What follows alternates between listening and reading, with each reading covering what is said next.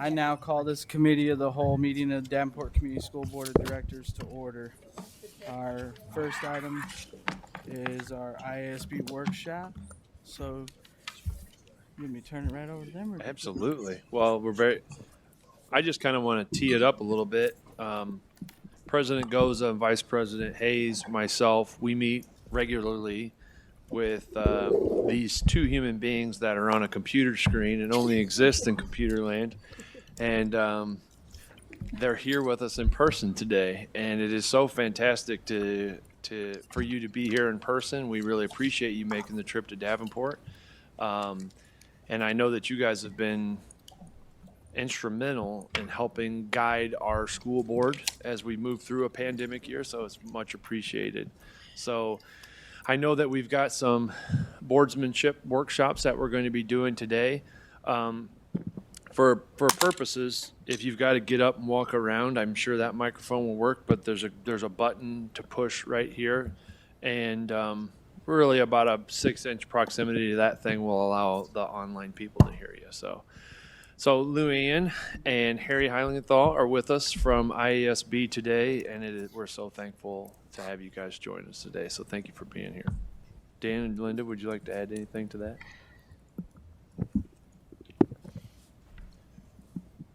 I thought Linda was going to jump in, but I can.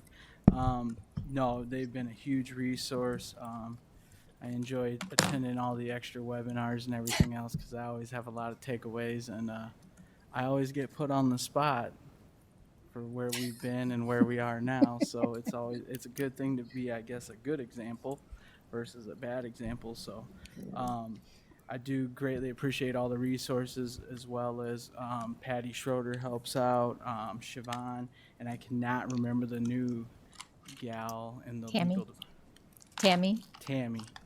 Perfect. But no, tremendous resources helped us a lot. I think we've came a long way from where we were.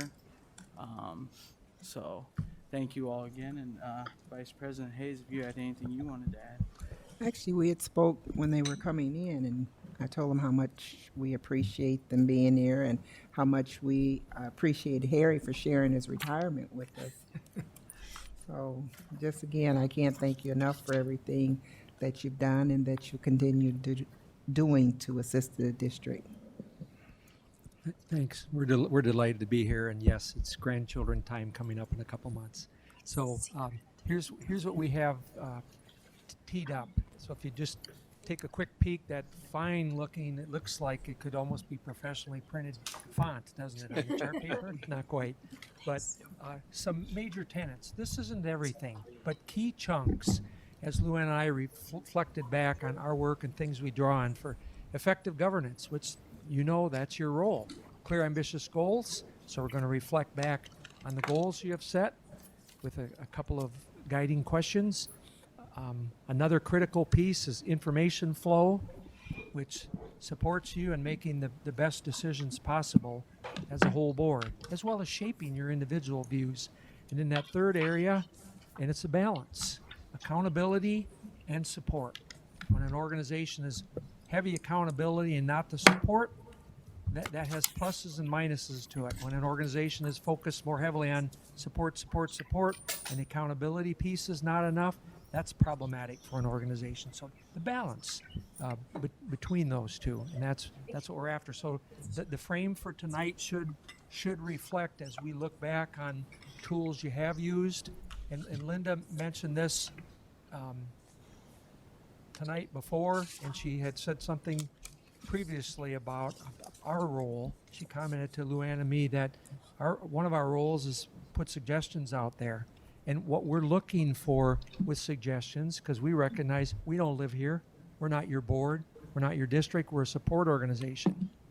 But what we're constantly watching for is where do suggestions, strategies, techniques take hold? Who takes stock and really works to get those embedded in their work as board teams?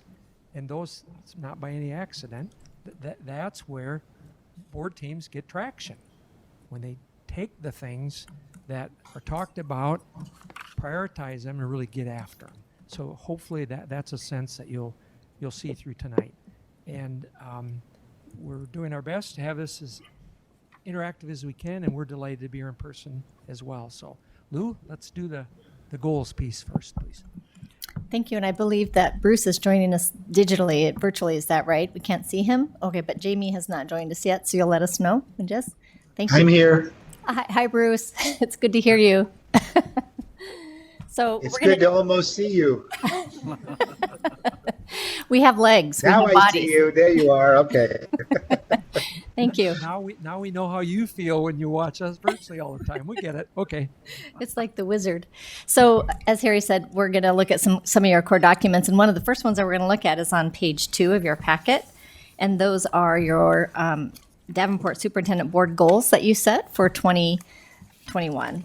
And as Harry mentioned, it's important to keep these goals up front and center. So we're just going to do a quick activity where we're going to ask you a couple questions. But I'm going to have in a moment, going to get into groups of 3, 2 groups of 3. And the voice from beyond, Bruce, you'll just be doing some reflection on your own, and then we'll ask you to share out as well. We're going to ask you, and you're going to have 2 minutes, and we're going to ask you the question, we're going to have you in small groups look at your goals and then talk about where your district has made headway. Where have you seen some real progress on your goals? We've got the long-term goals, and then you've got your short-term goals on page 2. Harry's going to do some tallying in just a minute. So let's have you get into your groups of 3. And I'm going to give you 2 minutes, and I'm going to play some Jeopardy music. At the end of that time, be ready to share out what goals that you feel like you've made headway on. Okay? 2 goals each, where you've made some progress this last year.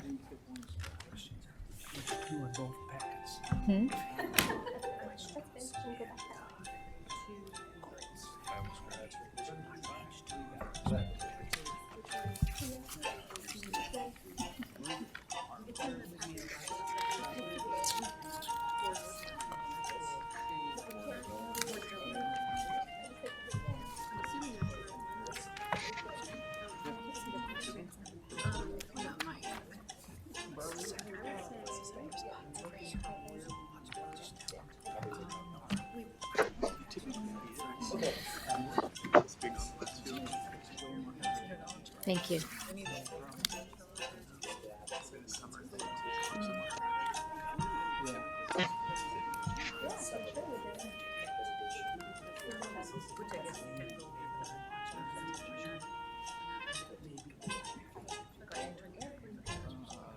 Okay.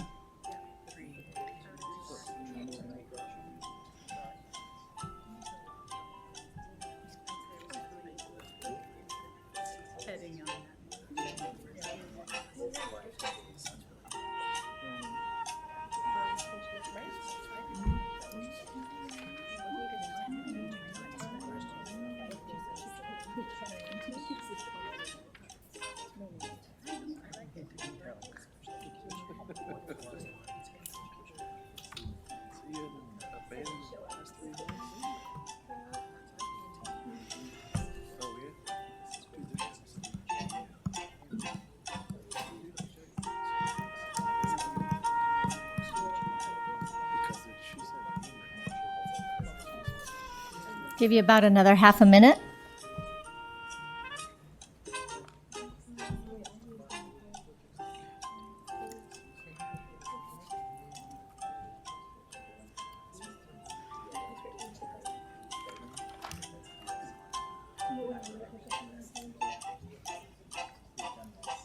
You guys ready to share? You guys ready? They're still in deep conversation up there.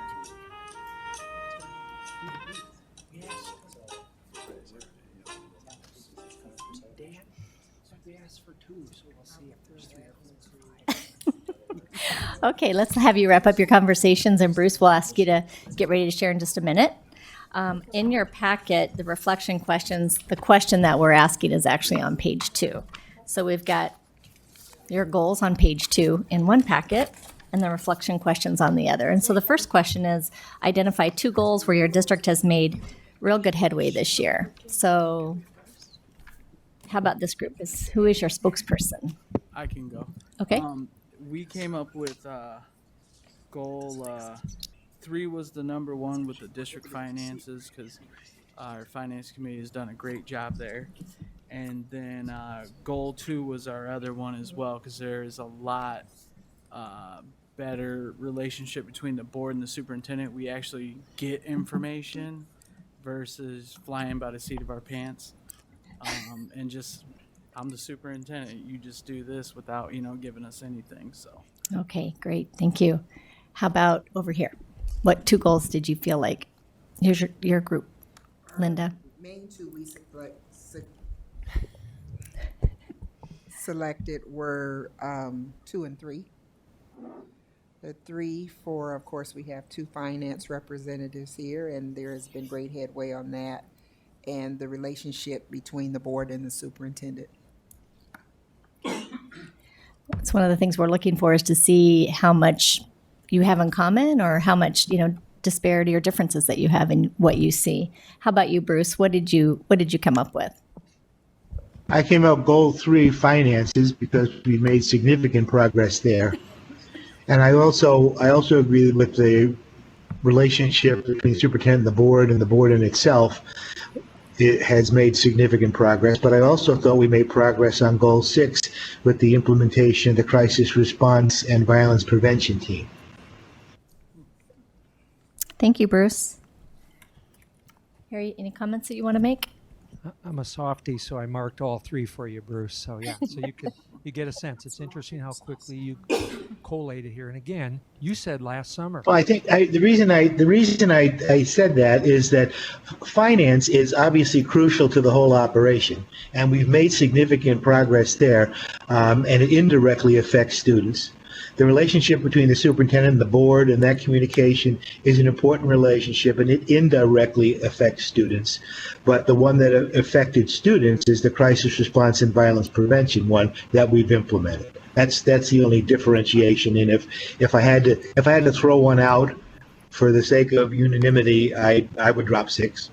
Sure. No, that's fine. Still gives us a good sense. So, all right, Lou. Yeah, we appreciate those insight, Bruce. Okay, let's move to the second question. It's on page 2. And again, back in your small groups, what are a couple goals that's going to be really important for you to keep front and center this coming year? It could be one of the goals that you've already mentioned, or it could be something else that you want to start paying more attention to. So I'm not going to play the obnoxious Jeopardy music this time, but let's give yourselves a couple minutes to go ahead and have that conversation and be ready to share out. What if we really want the Stuck in my head. kind of set the tone for collaboration? I say 4 and 5.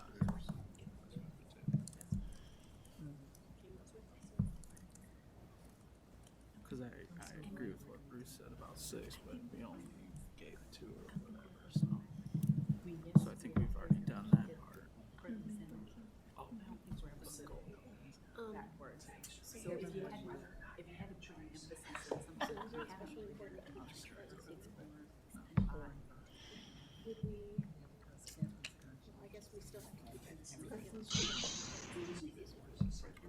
Yeah, no, I'm gonna say 4 or 5. Because if you do 4 and 5, that helps with 1.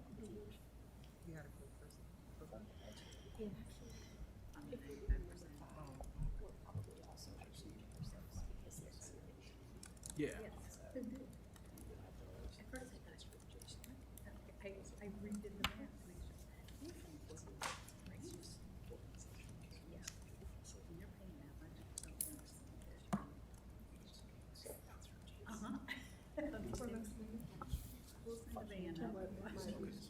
Guys ready?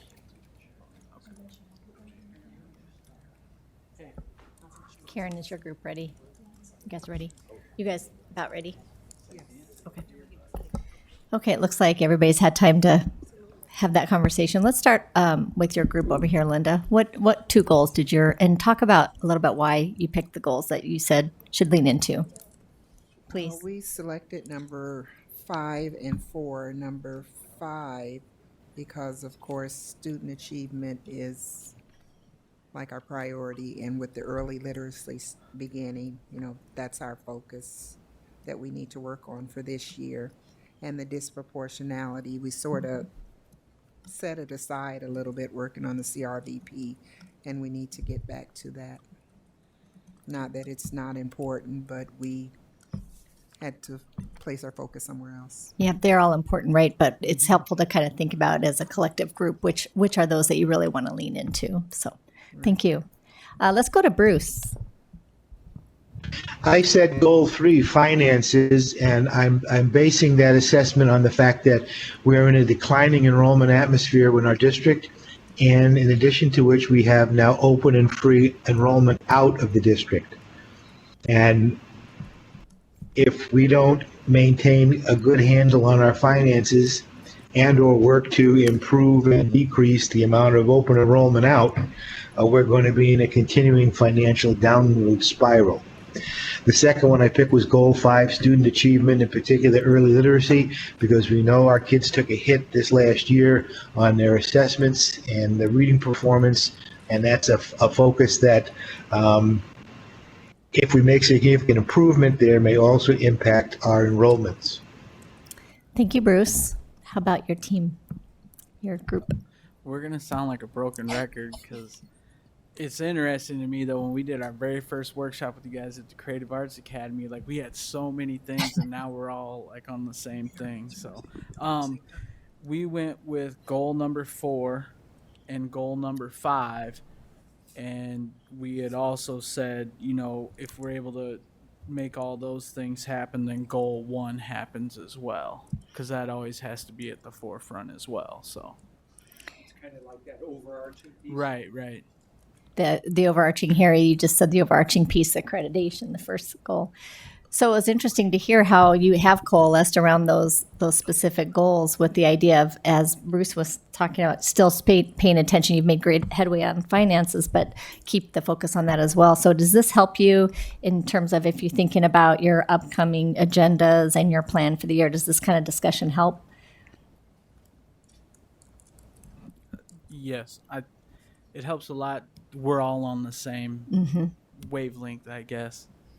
7 different people, but we're all kind of, in our own groups given, which, like I said, the very first workshop, we were like all over the board with things, and it's like, so again, a credit to the IASB, so we appreciate that. Into your work too, and by no accident that your administrative staff is here and here's this conversation as well. It's all about, we've talked multiple times this year about getting in routines and habits and doing what we can to ensure that everybody row or oar in the water to the degree we can, rowing in the same direction. So yeah, thanks to you guys for being here tonight too. So yeah, cool. Slide on the next piece. Okay. And again, the overarch, as Luann and I were planning for tonight, based on some initial guidance from President Gosa and Vice President Hayes and Superintendent Schneckloth. Notice I could say your last name too. Anyway, the idea that part of this may feel like there's kind of like a self-reflection, and that's by design, because you guys have worked focused and continued to sharpen and focus what you're spending your time and energy on most, and that ought to play out. It ought to come out tonight, along with, just like tonight with the goals, what are things that, look how quickly you came together around 4 or 5 and also 3. And I would agree, 1, you do the other stuff well. 1 is the bottom line, what you're going to end up with. But to continue to build on that work. So, in your 2 packets, the one that says Davenport on the front, I'm going to try to remember to call that kind of our main packet. If you turn that to page 3, please. And then if you'd also turn your reflection sheet, the cover on that second packet says reflection sheet, also turn that to page 3. And going to give you a minute to just individually skim page 3. One of the things you talked about last fall was your plan to move forward with committees and The key from our vantage point, ours being ISB, is it only works as well as the information flows between committees and the whole board. And so this was an early on tool, I think from last September, just almost a year ago. We first worked with you in this school year. And would just ask you, skim the top part for a minute, and then a quick refresher on the questions 1 through 3 at the bottom. So if you would do that, and as you're skimming, want you to be thinking about the reflection questions. What's working well with our committee, board committee, and whole board structure? What are the benefits? You've been using this routine for about a year now. What's working?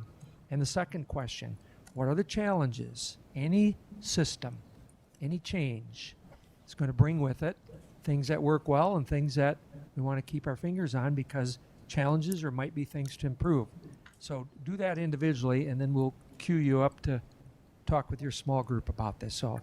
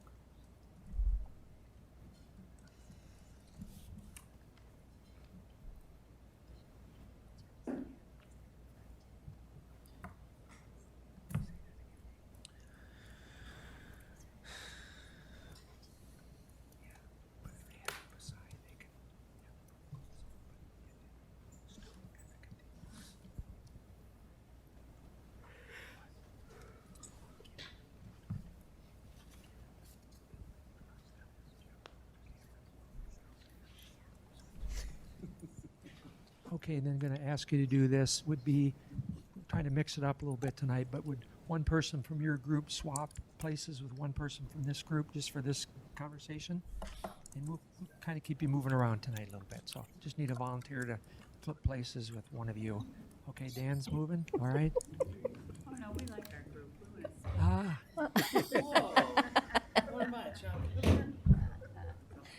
Bye. All right, thanks. Just when you got your paper set up too, Linda. I did that too earlier. Everybody laughed at me. Okay, and then we're looking for I thought you left, both of you.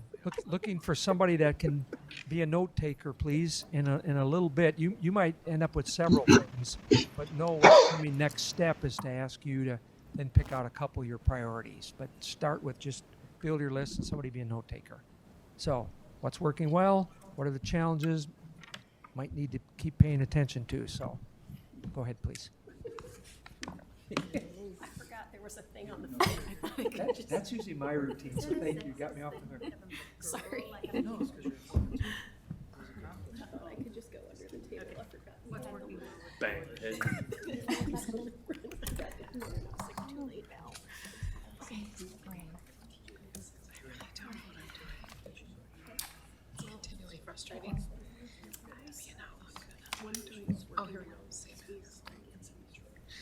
Updates on committees at almost every meeting, right? Even if it's just saying we haven't done anything new, right? It's still an update, which, you know, we didn't always get in the past.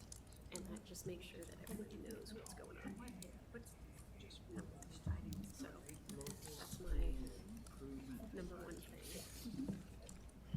And my thing that I wrote, that even as a team, that we appear to work better together.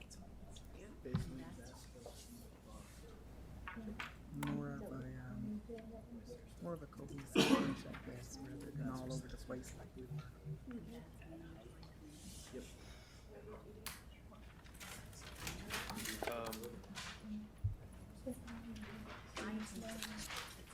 The committee structure in particular seemed to be a very effective way for our board members to be part of what's happening in the district and relaying information. And it's consistent. So, you know, someone wants to say,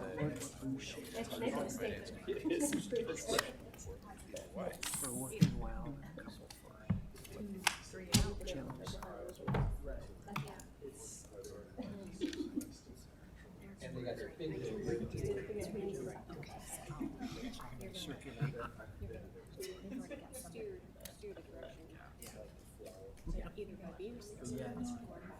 When it's time. Okay. And even with these committees, for as long as I've been with Karen, on the committees, and then with the only thing I think it seems like school finances was all three of those came one time. But I mean, it's But it just kind of made it clear. yeah. But also,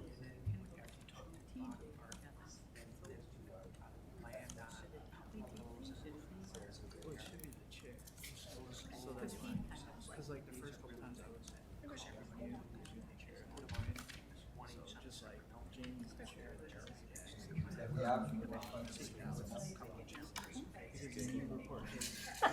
I put the discussion action seems to discussion action paired with the other and then these board workshops I think are really helpful. And the reflections too.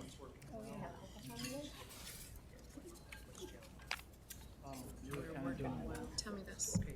How could this be on my desktop? Right there. Yeah, it shows up nowhere. Are you trying to drag it somewhere? Trying to put it in the section. Go to your Oh, wait. Hold on.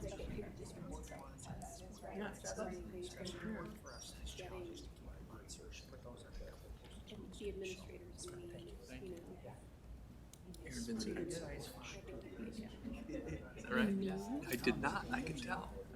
Is that right? One challenge for me is Okay, save on my computer.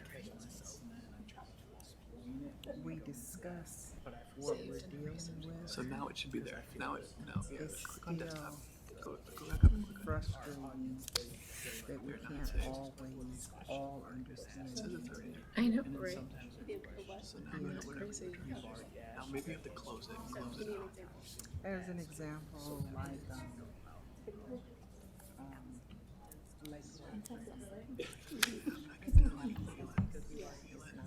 Desktop. Click on desktop. No, click on desktop up above.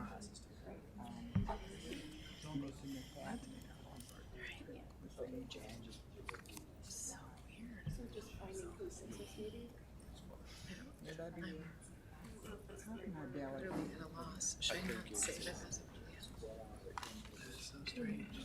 We are going to be faced with much more. I think the challenge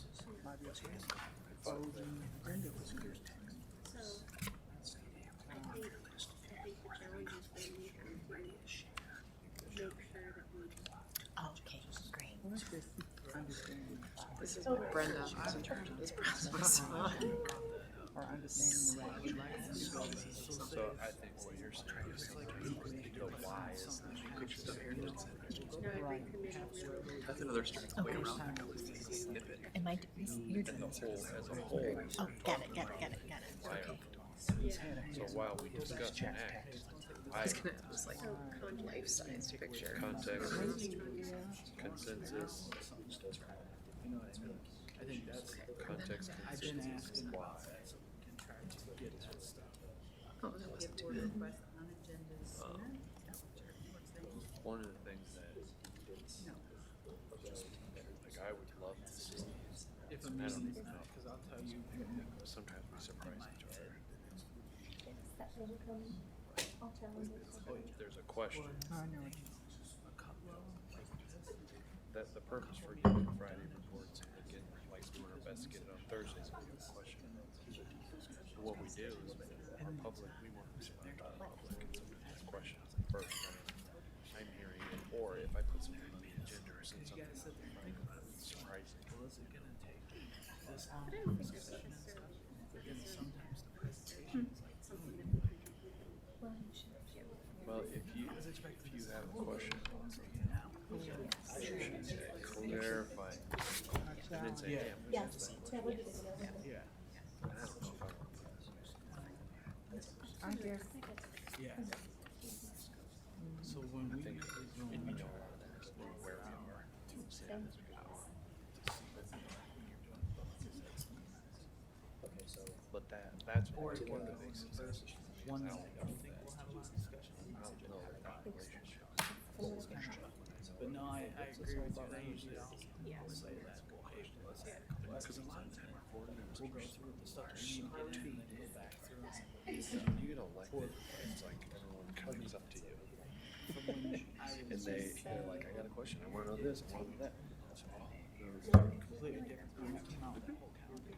We're in this no, one thing, and we can compare. Okay, this is what we last year. Side by side. I put my pencil. Ready to share or you need more time? You met Lisa? All the different things. Just write a couple keywords. one of the things for committees, I think it's important for committees to know that they, Because it's mine is.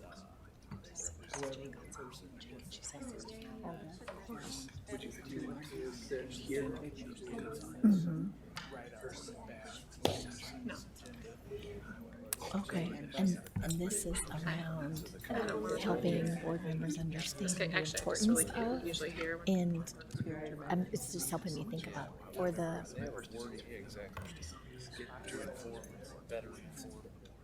I think Karen said she's got it knocked out. Okay, so all I have is you hit the high points. new people who get a complete distance. that's what I was wondering. And then some, okay, thank you, I appreciate that. Because when Well, you establish a committee, well, I appreciate that, and also some Even one of the challenges too, she's that's all of these. Thank you. job to do. I don't think they realize. So I would say that that's one thing that I see. You're right.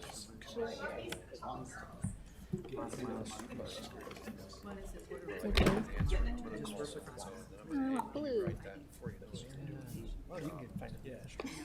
No, I think the blue ones are permanent. You have to watch those, those are permanent ones. Well, and that's why I You're asked. writing something else. That'll leave there. Kind of. But you're welcome to use it. I'll get my information from them. I don't Probably the piece Yeah. would be a little bit That's a dangerous word. pushing on is And we're the building conduct. protocols. We just go to 6:40-ish, Okay, so I think what I'm supposed to do 30-ish minutes. Yeah, I'll roll one on here. I'll do that one.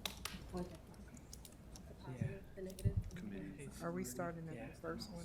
That's Yeah, we've I'm got gonna 20 read minutes. it. I think we pick out like. If we need that much. Okay, I think they're ready. Oh. Positive. Yes, I'm looking forward to you here when I get done reading. Did you want them to have? And Bruce, we'll ask you in a half a minute to share your top couple of place areas where you feel that structure is working well, and maybe your top two for challenges that come up, things that you want to monitor as a board and continue to pay attention to. So we'll circle back to you, Bruce, in a half a minute. Luann's gonna I'll write them down for him. Oh, yeah.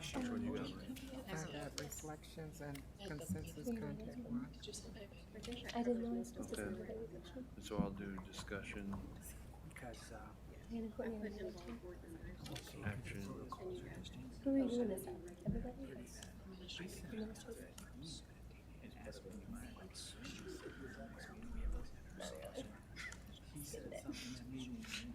Thanks.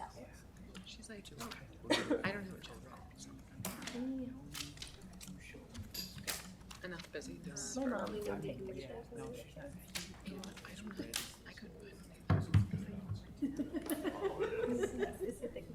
and then we need your top Exercise. couple, kind of jumping out, put them at the top, put a star line. Okay, we can do that. Get that done tonight, Ravens. Can I get home at freaking 10 o'clock? Sure. So you can almost read it from here. Well, I am home now. Whoa, whoa, whoa. I thought we said two, Harry. What They told is us to going each on do here? it. Well, maybe we meant Oh, maybe they meant each group. Did you guys mean each group or each person? Each group, sorry. Oh, whoops. Oh, well. That's usually the direction giver, so don't blame me. Way to make You us know look what? bad. We Good job. came to them as a consensus, so. Thank God we can't read them. We'll help with the pen ones. How's that? How about, from where you are, probably all of them, right? Involve board member, well, let's add Bruce's as first. Let's catch those. You want me to ask him? Yeah. Hey, Bruce, I'm going to be your scribe, so do you want to go ahead and share the couple that you came up with? I have a scribe. I was going to send mine in the form of carved tablets. You can do that too. Okay. As soon as I find the bush that's burning in my yard. The first one, what is working well with the board committees and the whole board structure? I think the fact that we have ongoing board committees is working well. I think the fact that those committees report back, giving board reports at our regular board meetings is very important. Also, the other thing in the general board structure is the fact that we have developed a appropriate working habit of having items discussed in the committee of the whole meeting that wind up as action items on our agenda, so that board members are no longer surprised or blindsided or feeling like everything's got to be done in a big rush. We were in that cycle for a couple of years where all of a sudden something showed up on the agenda for action, and it was like, well, we got to pass this today because the timeline is such and such or whatever. And we have a much more, I think, proactive approach to our agendas, and I think we've established or developed a year-long calendar where annual items that come up, we know they're coming up. The superintendent, the board president knows that those long-range things, there's a timeline for certain things, and we're prepared for them. I think the challenges we face the general challenges of any board in becoming complacent or becoming lazy, and deciding that, okay, that problem's fixed, we don't have to look at it again, but we need to keep revisiting. I think we also will face the problem of turnover. There's a potential for board turnover coming up in this next election in November. And that's something that could be disruptive.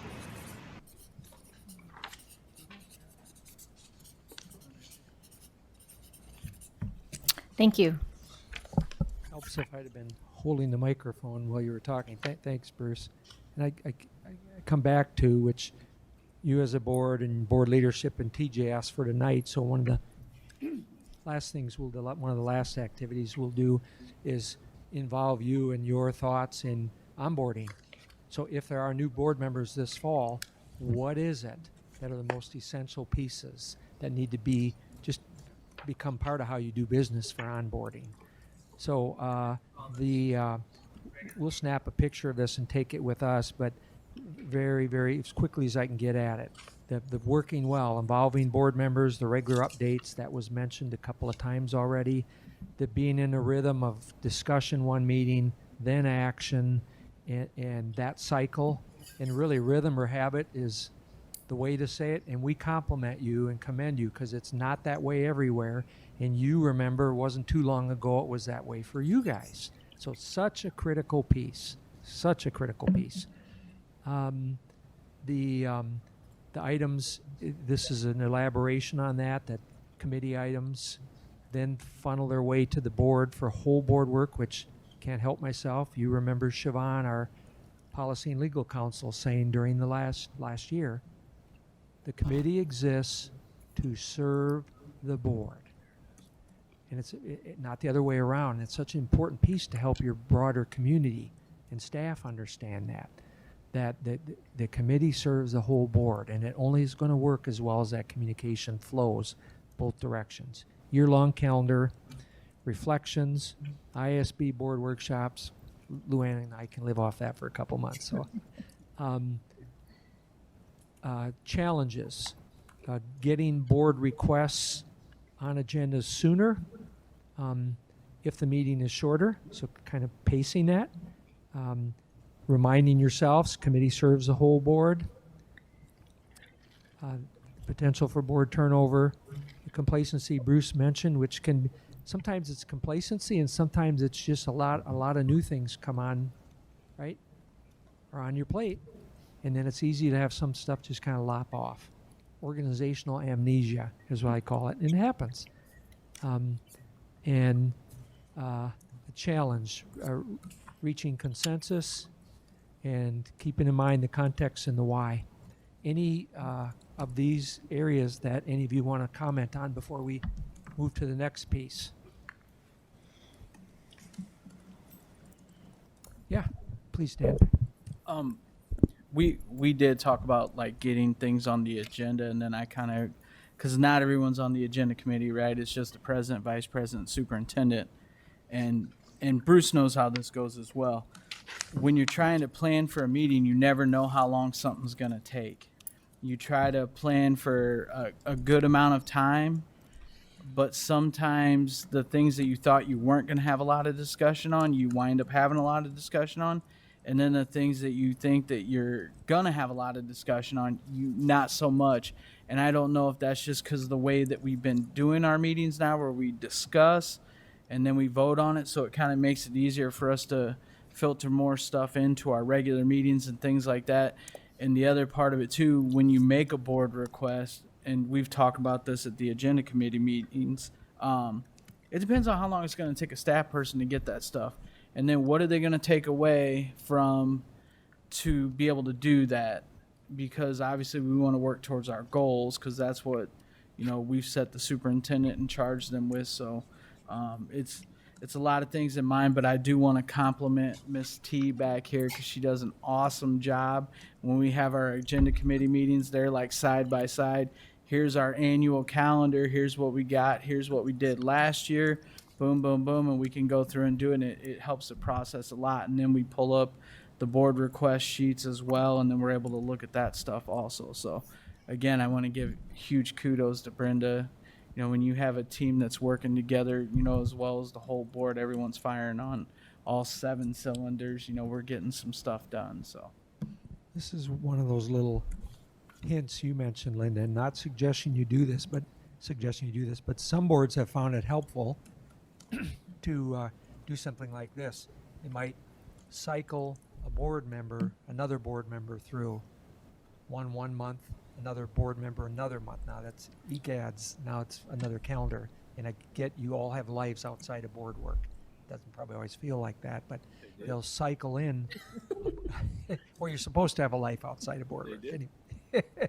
Anyway, they will cycle in a board member on an agenda planning piece, and then a month or two later, another board member, just to help provide some exposure or familiarity to how that process works. It helps, and again, another communication piece, can help demystify things, can also serve as a capacity building process, so that who knows who's going to be board president in 2 years. And so if another board member or other board members have had an occasional experience with that, you get a sense how it flows, how it goes. Don't need to do that, but it's certainly something where I not too long ago, a board team said we try at least each year to ensure that the other board members that are not in the formal leadership position have a chance to cycle in. And you might, here's my opinion, you might start with members who've not been a board president before, because this would be a new exposure for them. So a positive exposure, unlike the kinds of exposure we've been dealing with the last year and a half. Any other comments or reactions, or Lou, additional thoughts? Okay. Noted. All right, noted. All righty, thanks. There's no pressure on that one like we're watching for it now. We aren't. There's other things we're watching for, but that's not one of them. How's that? Okay. Then going to ask you to please do this, and then Lou's going to set you up and move forward. Just a comment, because probably responsibility in any communication breakdowns, you need to be looking at me. So page 4 in both the reflection questions and page 4 of your main packet. And then we're going to also ask you, I believe it was on the right-hand side in the back of your red folder, was a single page with these continuums, which we worked out with this spring. So if you really have all 3 of those out in front of you, the continuums, the protocols, and the reflection questions. Lou, did I forget anything on those cards before we move forward? I think you've got it. And Bruce, hopefully you found those as well in your packet. So if you take a look at page 4 in your main packet and you look at the Davenport Information Flow Operating Protocols, at the top of the page, it refers back to, well, it seems like 6 months ago, but it was just May when we worked together to help you develop these information protocols to really maximize the communication flow between the board, superintendent, amongst yourselves. And we find that this kind of work really helps position the board superintendent team for that effective governance. So good for you guys to spend the time on that. This is the first time, though, after that meeting, we did some massaging of that information, bringing it back to you. So on page 4 of the packet are those information protocols. Again, the first time that you're seeing them. And we're going to give you some time individually to just to reflect on those and read them. Think about those in conjunction with your information continuums. Have those side by side, because the protocols do refer to these continuums. And on page 4, then, the reflection question, have these 2 questions in mind as you're reflecting. And the first one is, what are the advantages of our board following these protocols? And then what are the challenges when our board doesn't follow these protocols? So give you 3 or 4 minutes to read those, think about them, and then we'll just do some large group sharing out on these questions.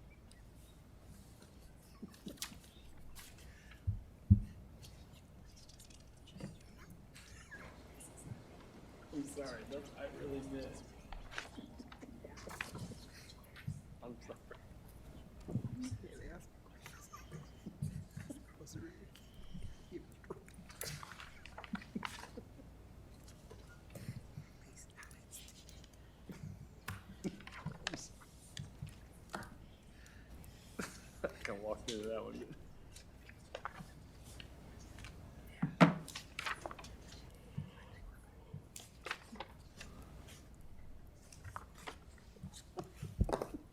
Yeah, no, dude. No. Yeah, I'll just push the button. No.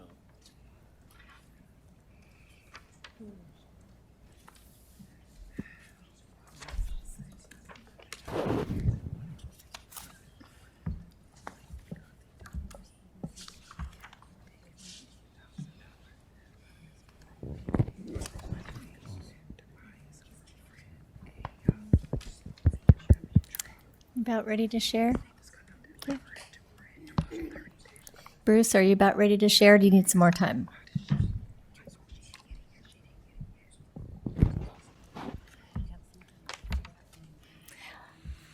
Let's go ahead and open it up for large group discussion on what are your thoughts around the first question? What are the advantages of having a set of protocols like this and when the board implements them?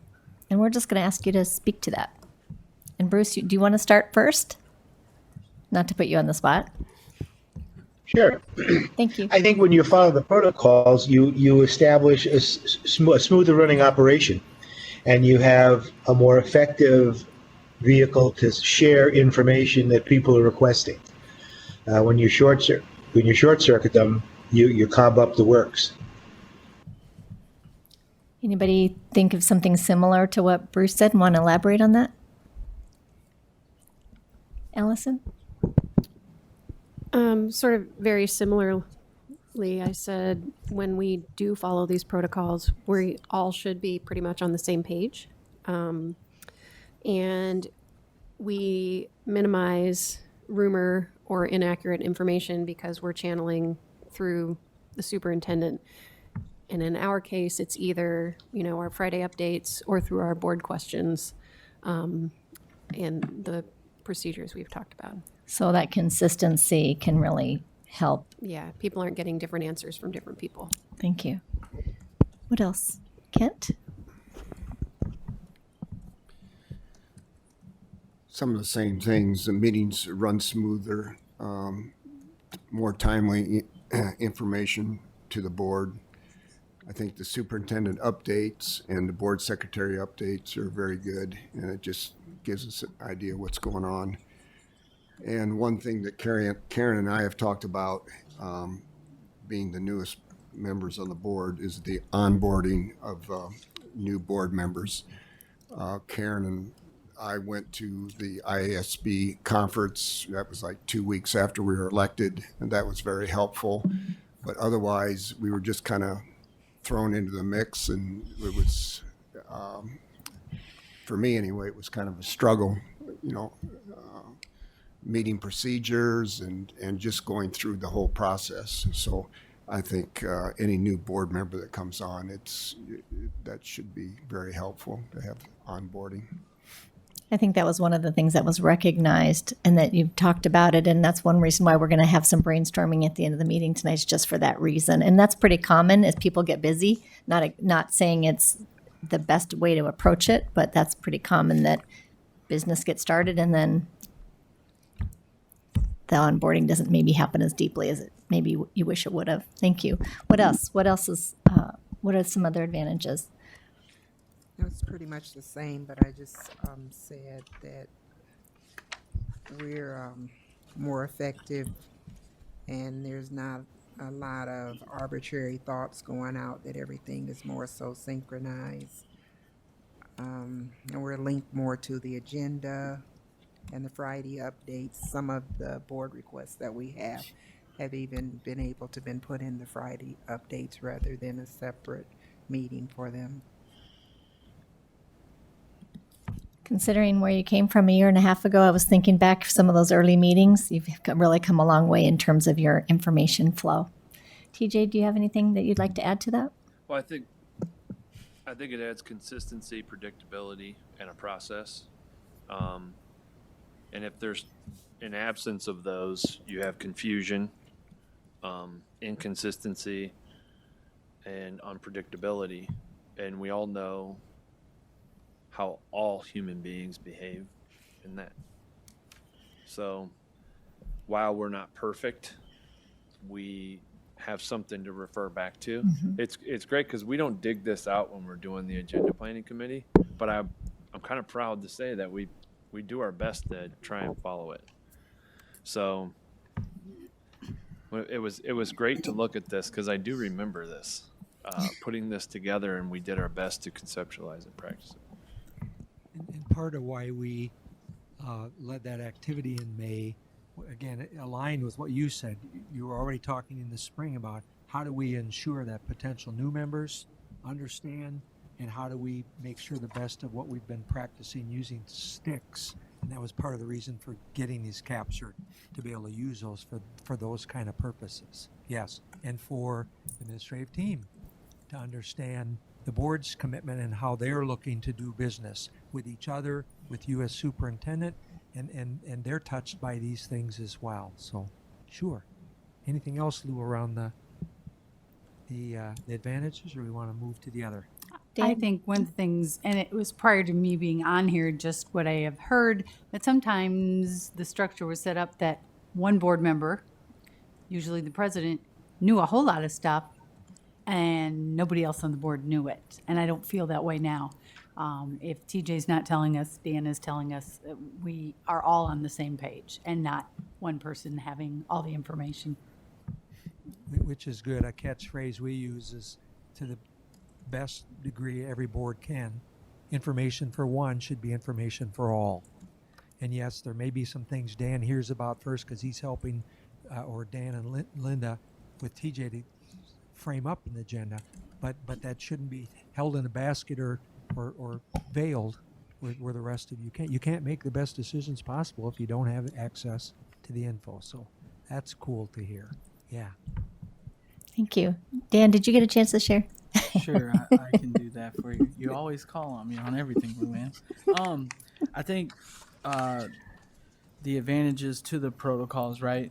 You have the board is up here, then the superintendent, and then the cabinet, right? And then everyone else. So we have to lead by example on this, and if we're following our protocols and procedures, and Harry, you had kind of hit on this already, it helps the administrative team and staff, they kind of know where the board's at. I'm sure if you ask some of them that have been around for a while, our meetings are a lot better, more productive than they ever were and stuff like that. But it's because, we were able as a board to sit down and do these things. So Great. How about challenges? I Go ahead, Bruce. would add one more thing. I think, too, when you follow these procedures effectively over a period of time, you redevelop trust in one another, in the administrative team, and in the board, and your colleagues, and the whole thing. Because it wasn't all that long ago there was a lack of that. Allison? Yeah, that's exactly one of the things that I was thinking of. And along those lines, I said if we do follow these protocols, we also are going to be respectful of the staff and other board members' time and effort, because we won't be asking people to do stuff that they shouldn't or they don't have time to do, or at least we'll have thought about it. I can't guarantee we're going to be perfect about that. But Well, in that piece, you've heard Gary Sinclair, your financial advisor. I don't know if he's used this phrase with you, but a cornerstone for him is we can do anything we want as an organization, but we can't do everything. Right. And so it does become that if information's out in front of you and all 7 of you, along with TJ, have the opportunity to weigh in and make those decisions, then you can prioritize and take care of the things that are most in need, and the other stuff has to wait. And boy, that's hard. That is really hard, but it's so critical. How about a couple challenges? Or what did you come up with when you thought about if a board doesn't follow? I'll go ahead and start us off. Thank you. A lot of them are kind of the opposite of everything we just said. Another one was that we have the potential, or we do come across as unprofessional and dysfunctional as a district if we're not following these protocols. We look sort of all over the place. Thank you. What else? Anything else? All right. I'll just pick a random topic. So I guess one of the challenges would be if we didn't follow the protocol. So say there was information that we wanted, right? And then to give a little background on this, before when we would ask previous superintendents, and I said previous, I didn't name anybody. Just wanted to get that disclaimer out there. We would not get that information. And so then it felt like you had to, or former presidents prior to Bruce, and I didn't name anybody, they would hold on to that, and then you had no way to go around them because they were the president or the superintendent.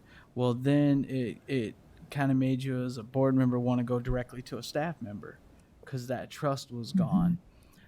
So which I think we're working back at that and things, but then the challenge is when you go directly to an administrative person versus the superintendent, then the superintendent's not included and doesn't know, and then it puts that, I want to call him a staff person, but it puts that administrator in a bad spot because, you know, your ultimate boss is asking you something, but your boss doesn't know about it. And then it might make a distrust there. They're like, well, why would they come to me if the superintendent's not willing? So, and I don't know if I said that eloquently enough, but I mean, that's kind of one of a real issue we have really had here. It's happened a lot more so than it should have. I know it's getting a lot better. Like we said, we get the superintendent reports and we're able to get, you know, the information we need and things like that. So that's, you know, one of those challenges that, you know, we're kind of working on and stuff. But to all of your credit, you've devoted time at the table to talk about the information need and the issues when somebody doesn't follow and there's role confusion. I mean, just even having those conversations. And when you talked about the opportunity for onboarding, those are the conversations you've been having all the summer. And so we've seen some great progress in that, where it appears that you've said that information is flowing and people understand their role and how best to approach that. Anybody else? Linda? I pretty much said the same thing, but I just kind of sum mines up. It's just kind of reinventing the wheel. You go to the potentially wrong person to get information that someone else could have without putting those additional man hours in it, when we could simply just go to the superintendent and he could send that out to who has that information readily accessible, rather than have someone else working with something and wasting time when they're not needing to. And you don't really know, as we've talked about before, what TJ has already given that person in terms of their workload. TJ, do you want to comment anything about how helpful it is? I second, if I were at a chart, I'd put another red dot by that one, Harry. But I kind of said this is why we follow a process, and this is what happens when we don't follow a process. And I would say that the biggest thing that I've noticed over the last 5 years is when we catch each other off guard both ways. Yeah. And that's what happens when we don't follow a process of because I've asked for this, I didn't get it, I caught, you know, so this ensures that the dialogue will always happen, because you can always test the temperature of the workload on an school administration in a district, and you can also test the temperature of a school board member who really wants to hear or see something right away. And so that's what I think is really important for us as we move forward. Yeah, I think about it. I'm going to go back 20 plus years ago when I was a principal, and I think about sometimes the awkward spot I'd find myself if a board member came to me and was wanting me to do X or Y, or just interacting with me about it. And the soup we'd not talked about that, or maybe 2 weeks before, the soup or my supervisor and assistant soup had just outline goals for me for the next quarter, the next semester, the next year. And now the board member is genuinely advocating and seeking and wanting me to do X or Y. I'm not in a real good spot there, am I? It puts me in an awkward spot. And it doesn't matter whether, as a principal, I've initiated contact with the board member, or they've initiated with me, or kind of serendipitously it happened. Doesn't make any difference. But that puts me in an awkward spot now, because as Soup and I just outlined these things I'm supposed to work on, or based on last month's board meeting, these are 2 things that are high priority. And now I'm talking with an individual board member, and it's seeming like there's something else. So that whole communication, mistrust, surprises, all that stuff starts to play out. That's for sure. Any other challenges if, as a whole board, you're not? Harry? Yeah, please. Well, I don't want to throw cold water on this, and so I'm conflicted a little bit. Yeah. I spent some time going around visiting the various school buildings, visiting with principals and teachers, and I did not feel like that was going around the superintendent, because I want to get a feel. And you know, the superintendent, that's one person's opinion, and I want to get feedback from more than just one person. And my visits, I thoroughly enjoyed my visits. I got a lot out of them. You got a feel for the buildings and that. So I know there's a fine line between micromanaging and overseeing what's going on. And I've said this before, for what's gone on in the past, if I'm going to err somewhere, I'm going to err on the side of micromanaging. And I appreciate your approach. I don't view it as throwing water. I mean, that's an important perspective review that brings. I think where I find myself as I've worked with boards over the last 20 years and board soup teams is probably the best pathway is just periodically talk about how that piece is going and how that's working, because certainly you were elected by the community, and they look for you to be listeners. I'm back to Gary Sinclair's comment, we can do anything we want, we just can't do everything. So it's for all of us, just being really mindful that Lou and I were talking about this, not related to your district, but just general conversation on the drive over today about the piece you can't control as board members is the perception. When I interact with somebody, whether they initiate it or I do, I can't control the perception when we walk away, what they're expecting that I'm going to do with that. Am I going to have just listened? Think about it as a continuum. On one hand, I maybe just listen. Maybe another step is I'm going to pass that on to an appropriate channel.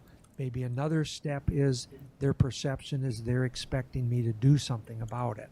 And that might include something real active like bringing it to a board meeting, taking it to board leadership, saying, President, Vice President, we need to tackle X or Y. Might be all the way up to bringing it to a board meeting or proposing a motion. And we can't, as board members, control their perception, but there's that whole array of expectations and trying to sort that out. And what does that mean? So again, that's a hard one. If I was going to pick 1 or 2 areas for board work, I would say it's number 8 in your protocols. That's regardless who initiates. That's a hard one. That may be the or one of a couple of the most challenging circumstances. Your thoughts about that? It's hard. It's hard. You said, Kent, there's a fine line, and bingo. That's exact. There is a fine line. That's a hard one. Yeah, Bill. Does it work? Mind if I make a couple comments? Go ahead.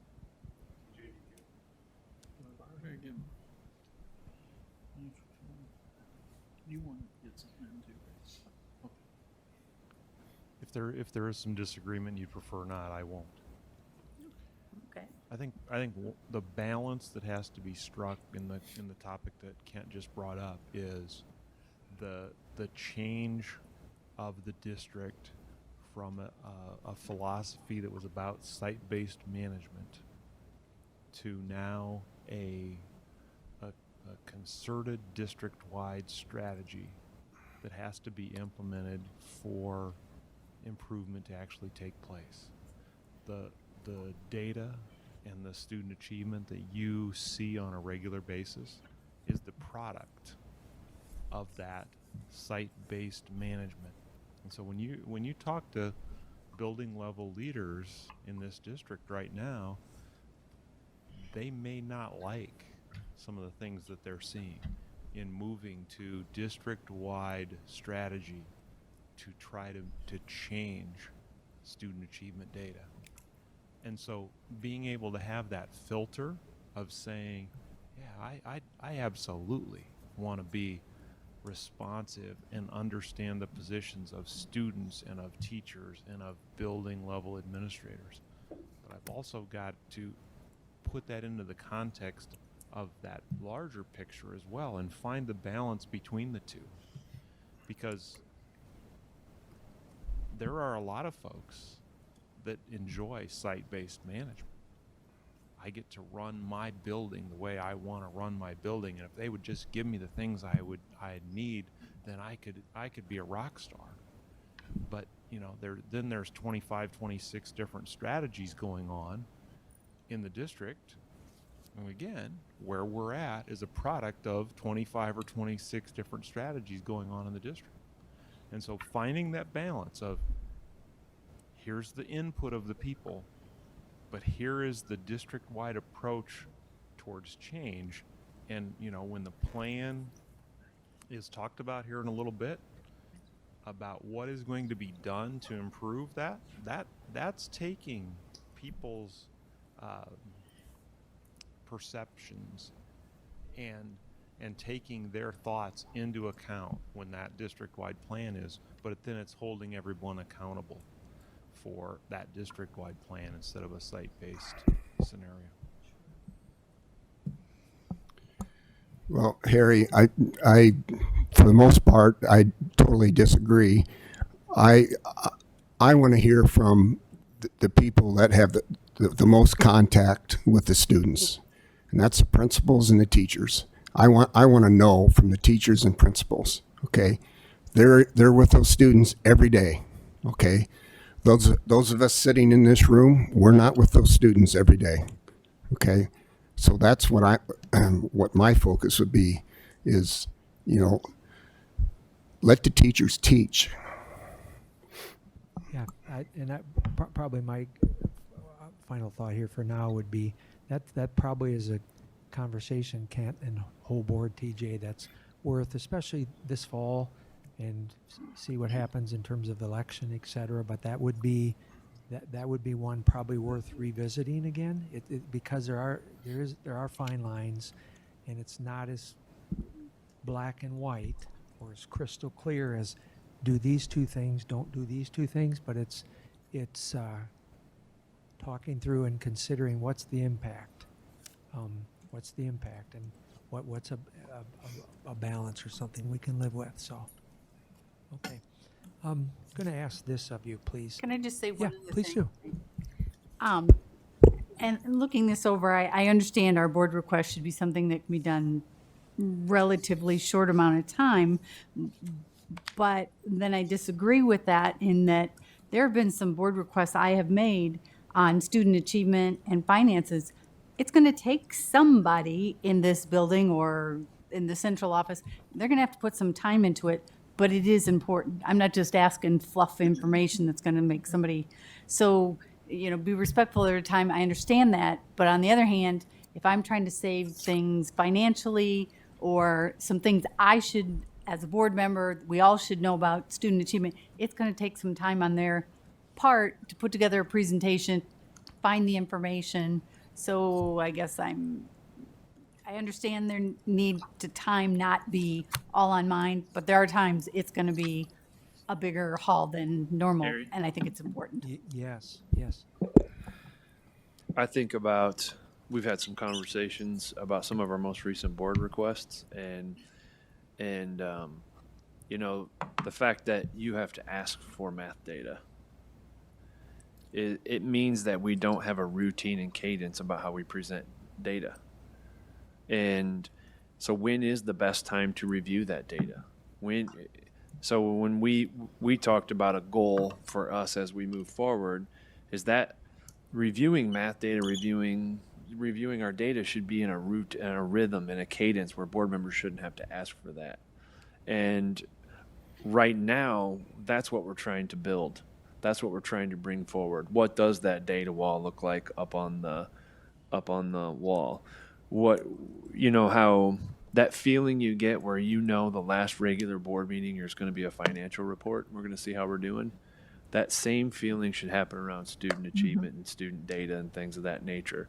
And then that way our board requests will not be so overwhelming. We've got a lot of, while we've got really good procedures in place, a foundation, thank you, Linda, we've got a lot of work to do. So when you presented data, you also have to have a plan beside it that has an administrator lens on it, that's been vetted through the teacher calibration team, that has been, so that you can see some of those ways that we do have to listen to our teachers more. We have to, and I think that those are huge goals as we move forward. That way board members don't have to ask for those kinds of things. And I will also say that we've also found a procedure and a repeatable place for presentations. I think one of the things that's really been positive is the presentations. So we've really tried to put those in that spot, but I can think of a handful of those board requests that I'm like, oh, that should be here in terms of the calendar of the year. So I agree with you. There are things that when board members ask for them, we should do it, and we should move forward with it. And then the goal would be that we're presenting information in a timely manner to where we don't have to request it. Like when some of those requests come in, I'm like, man, that should be on our board agenda. So those are my initial thoughts when I heard that. And I can appreciate what you're saying. We do need to. There's certain things you're elected, you have to report. The other thing that I know about our board members is that they're coming from a place of ultimately caring and taking responsibility for the community.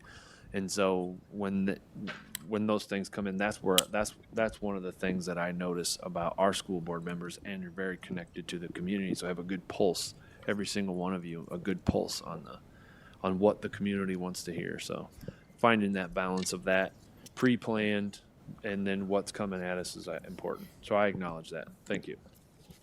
Yeah, and I think too, just looking at these continuums, there's a risk. Lou and I had talked about this when we created these, going, boy, how do we talk about these without it feeling like, the right side's good or bad and the left side's good or bad? That wasn't our intent, but they can certainly take that on, and we fully agree with you, Karen. There would be times, so what, it's going to take 30 hours or 40 hours. If it's a really critical piece, the board should have it to make the best decisions possible. I think when we developed these, it was just things to keep in mind. Let's be mindful of how much time or how close or far away it might be from district priorities, and with darn good reasons. It's information the board needs anyway. So that makes absolute sense. So thanks for bringing that up. Probably what's going to feel like in a hurry here. A couple quick things. And Dan, Linda, or TJ jump in, but our understanding was that one of those areas that was mentioned by the auditors was just to do the importance of doing a quick revisit on abstain versus recusal. So if we can do this in a couple minutes, I'm going to nominate you for an award, Lou. We'll see if we can get that. But if you look to the middle part, trying to help just differentiate that, the abstention from recusal. I'd say this and invite Lou to jump into it. But the abstaining, if board member Harry's going to abstain, the intent is the purists would look and say, I'm participating in the discussion right up to the point where we vote, and then I'm declaring that I'm going to abstain. And it's really helpful, tremendously helpful, to explain why I'm abstaining. And the other thing that the attorney types, I'm glad I'm not an attorney type, but those who are, would say is any school district, any district in the state of Iowa or other bodies just needs to monitor and regulate how frequently we're using abstain. And then there's some comments, considerations down below about sometimes when it gets overused, it's because it's a really, that second one, there's a proverbial fire, second bullet in the bottom, in the bottom section. I'm abstaining because I don't want to declare my vote on something that's a hot button item, hot potato. And then the second thing I would comment on is recusal. Would be when there is a conflict of interest or the perception of this is going to be perceived as I've got a real strong conflict of interest or potential, that if I'm recusing myself, again, like abstaining, that I'm declaring why, and that the difference between abstaining and recusal is that I'm not going to be participating, that's the spirit of it, in the discussion and the deliberations up until then. So if I say I'm going to need to recuse this one myself from this one because X and Y, then I'm just sitting back, I sit in the meeting and listen, but it's the not intentionally or unintentionally influencing this decision by my deliberations or being a player in there, influencing it. And I'm also not voting. Lou, what else would you add from your perception on this? And we visited with Siobhan about this and a couple other colleagues. So. I think this is just a good discussion for all boards to have. I think it's a little bit of a mystery, the differences between the two ideas, and that is just a good, healthy discussion for any board team to have. I've got a question because I've thought this through. I am a retired Davenport teacher. I purchase school district insurance. When an insurance question comes to the board, and where should I be standing on this? I've also served on 2 insurance committees when I was teaching. I have a lot of background knowledge on it, and yet I am benefiting. Well, not really. I pay for it, but so does that fit here, or do I get to fully participate when that comes up?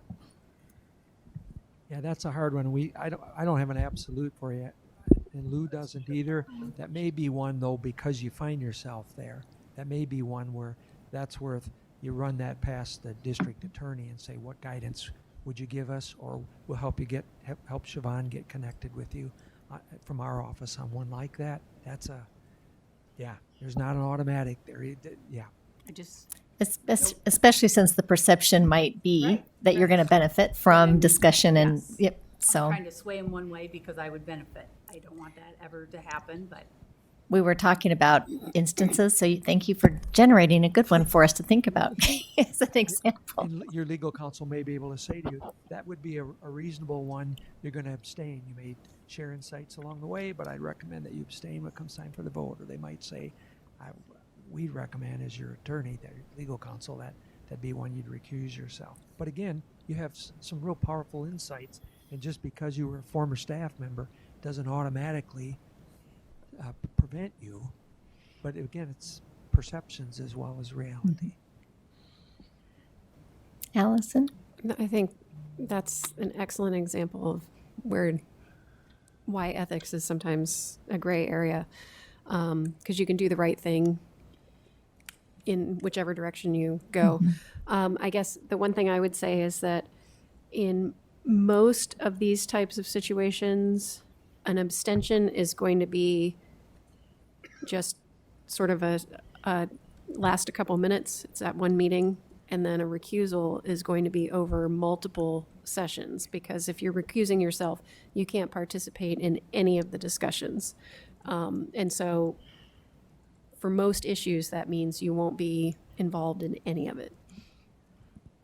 And while you might be sitting at the meeting listening, you're not going to engage Correct. in the deliberations and the discussion. At least as we've consulted a couple colleagues, that this one pager is the best we can come up with to try to take a run at differentiating. And to talk about why. Yes, talk about why and recognize, like the mini case study you have, those that's where they really get clarified. Yeah. If we can have about 7 minutes, quick input on Padlet for onboarding, and we'll move on. Absolutely. And Thank you. You guys give me the look. We'll move this quickly. Thanks, Lou. Thank you. So Brenda sent out the link to the Padlet, and if that's too hard for you to access and you just want to handwrite and give us ideas for, the question was posed to us, can you help us think about, and then you brought it up earlier, Karen, if you do, what would you like to have as onboarding this year for your team? If you were to have new people join this year, you may or may not. But if you did, there's a couple questions that we posed. What information would have been helpful for you to learn as a new board member? You've already kind of generated some of those. What would I wish I would have known? And what do you believe the district should invest time in helping new board members learn about? So I don't know if we can see the Padlet on the big screen or not, but does everybody have access to that website? And if not, like I said, we'll just give you some paper and we'll take it back and add it to your thoughts. Bruce, I don't know, do you have access to the Padlet page?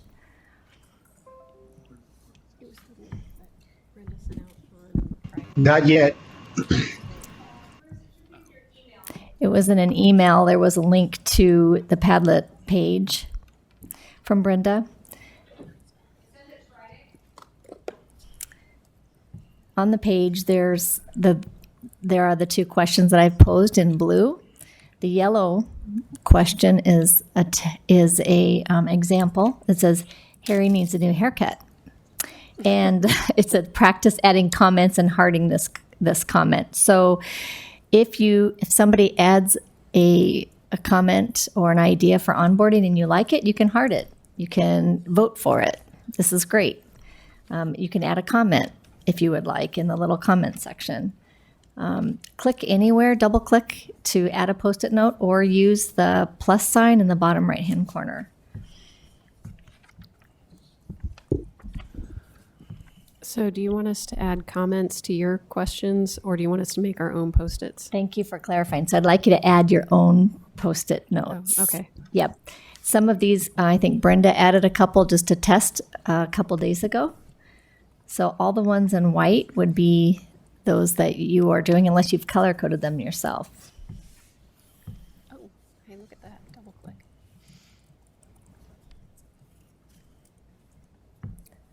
What would be helpful for you to make sure that new board members learn about?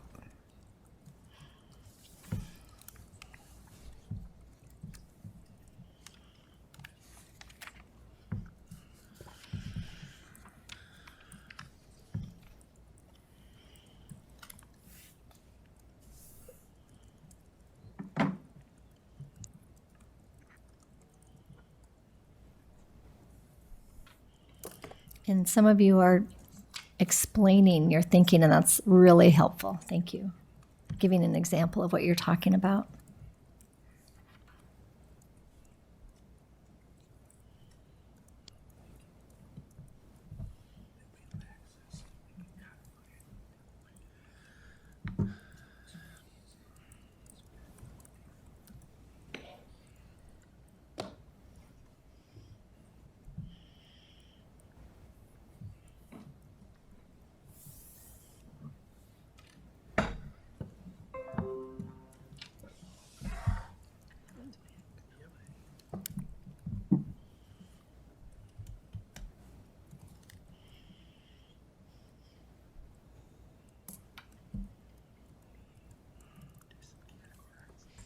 Mm-hmm.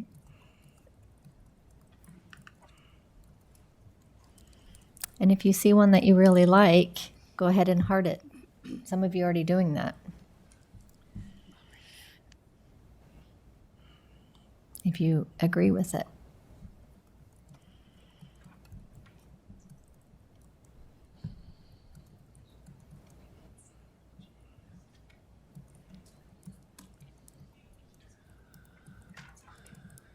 No hearts on the Harry needs a haircut, okay? Please. Oh my God.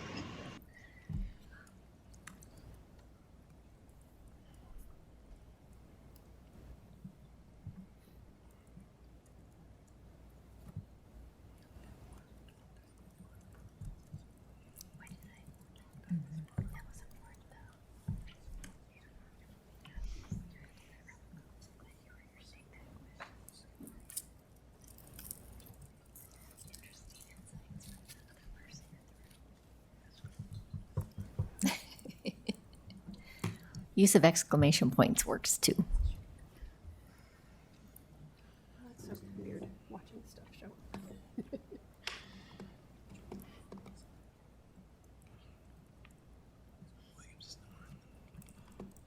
And this just captures that for you? You can export it. Color, you can.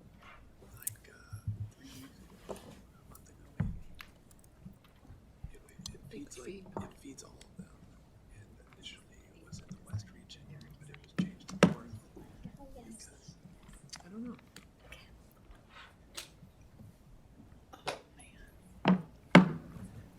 We try to keep things on your toes.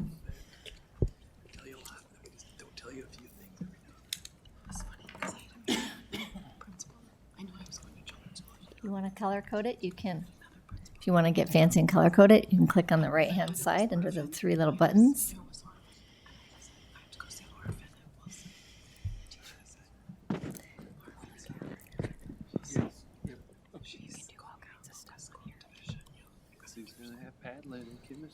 Any of you that have used the Post-it notes will add yours to this. And one final thought, we'll pull us to a close. So thank you for your time. Dan and Linda, one of our takes would be, not tonight, but that we just ask you to reflect again back on those protocols and ask yourself, what would it take for us to ensure that these are in operation, that we're using these? What will it take for us to commit to do that? And as some of you said earlier, is that you found yourself looking down the list of those protocols saying many of these things or most of these things we're already doing. So we're challenging you to think through about what kind of commitment would it take for that to be the way you continue to do business. And not for tonight, but moving forward. So thank you. Lou, anything else, or we'll Nope. back out here? Thank you so much Yeah. for your continued commitment to learning. Thank you both very much, as well as your whole team. I always feel like every time we meet with you, I walk away with homework, Harry. I thought when I met with you and did all these extra workshops that would get rid of the homework, but it just keeps on coming. Again, thank you both. I hope we're putting you up in a nice place. No, in fact, we're gonna listen in live on about half the literacy report, and we're gonna hit the road because we started a long ways from here about 5:30 this morning. So the old guys get a little tired.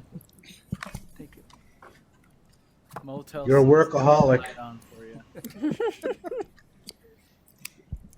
And thanks for all your comments, the easy and the hard ones. It's the hard ones that we grow and learn more from. So thank you. Much. I'm smiling when I say that. Thank you. Can't tell you how much it means to have you guys here. Thank you so much for joining us. And the exercises that we go through tonight strengthen the work that we've already done. So thank you very much. Did any board members have anything else for Harry and Luann? I would just say it's good to see those guys. We haven't seen them since way before the pandemic when we were meeting in the conference room at the bus depot, which used to be the CIA. Everybody just gets to be reminded how short I am, Bruce. Thank you. And we provided you dinner.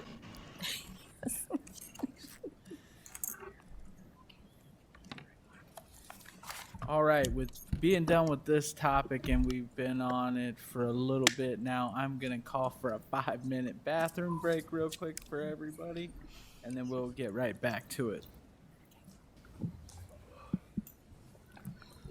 Real quick before we go to the next topic, board members, if you could, at the end of the meeting, fill out your Isb Workshop Feedback, and then we'll have Brenda collect them, and then she can scan them to Harry and Luann. And Bruce, if you got them, if you just fill it out and email it to Brenda, and she can send them all in, that'd be perfect. Will do. Thank you, sir. All right. Now we'll move on to Item 1.03, their early literacy plan. I will turn it over to the superintendent. Thank you. With us today, we have Dr. Stevenson and Tara Parrish from our Learning and Results Division in Davenport Community Schools. Today, you're going to hear about our plan for early literacy in the upcoming school years. One of the things that I want to draw attention to is the continuous improvement process that has been utilized in creating this. We did consensus work. We looked at data, all as a unified team in Davenport Community Schools. I'm very, with the quickness that this has happened and occurred over the month of July, I'm very pleased with the work that has been put together. This team of people has spoken with administrators and teachers from all across the district, worked collaboratively with the AEA. So what you are hearing today is our proposal for early literacy moving forward. I also want to make a quick distinguishment. This is a huge part of the Davenport plan as we move forward. A lot of what you're going to hear later tonight about the ESSER dollars are going to be focused around early literacy and PBIS. And so tonight you're going to hear about early literacy. On the 9th, we're going to hear about PBIS. And so the overarching theme for the two components that you're going to hear are this multi-tiered system of support, a system to support students that are doing well and not doing well. And so that's the overall theme for tonight. So with that being said, Dr. Stevenson, when you take it away. Thank you for being here tonight, by the way. And Tara, thank you so much for giving your time. Tara is a specialist, and she is kind of our guru in literacy, and she's outstanding for our district. She's such a wonderful resource for us to have. So Tara, thank you so much for being a part of this team to help create this. Thank you. Good evening, everyone. I'm Lisa Stevenson, and thank you, TJ, for that welcome and for setting the stage for what is the first of two presentations that you'll hear around the multi-tiered system of supports for this school year. We'll have two priority areas that we are focusing on, early literacy as well as PBIS, and Tara is a resident expert that I'm really grateful for to have here on my right side, and she and I are going to tag team and present this to you tonight.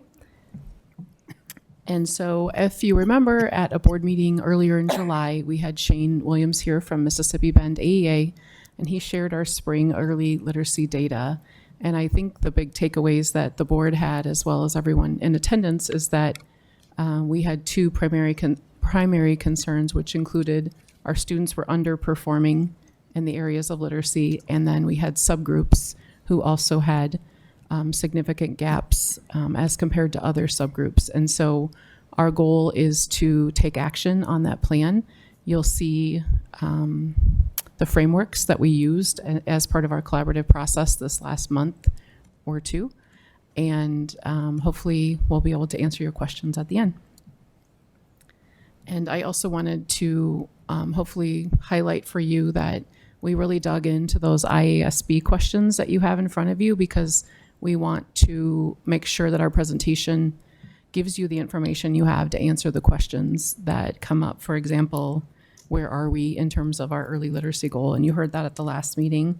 And what does the Davenport literacy data tell us over time, which is that there's a historical trend of underperformance in the area of literacy. And with that being said, we'll go to the next slide. We have the definition here as shared to us by the Department of Education about what is a multi-tiered system of supports. I know I was listening to our directors here talk about onboarding and so many things you have to learn. And if you don't have a background in education, I'm sure the acronyms we throw at you can be a little bit challenging. So to answer the question, what exactly is MTSS? I'll stop talking here for a moment and let you all reread it if you've read it this weekend, or read it for the first time to yourself.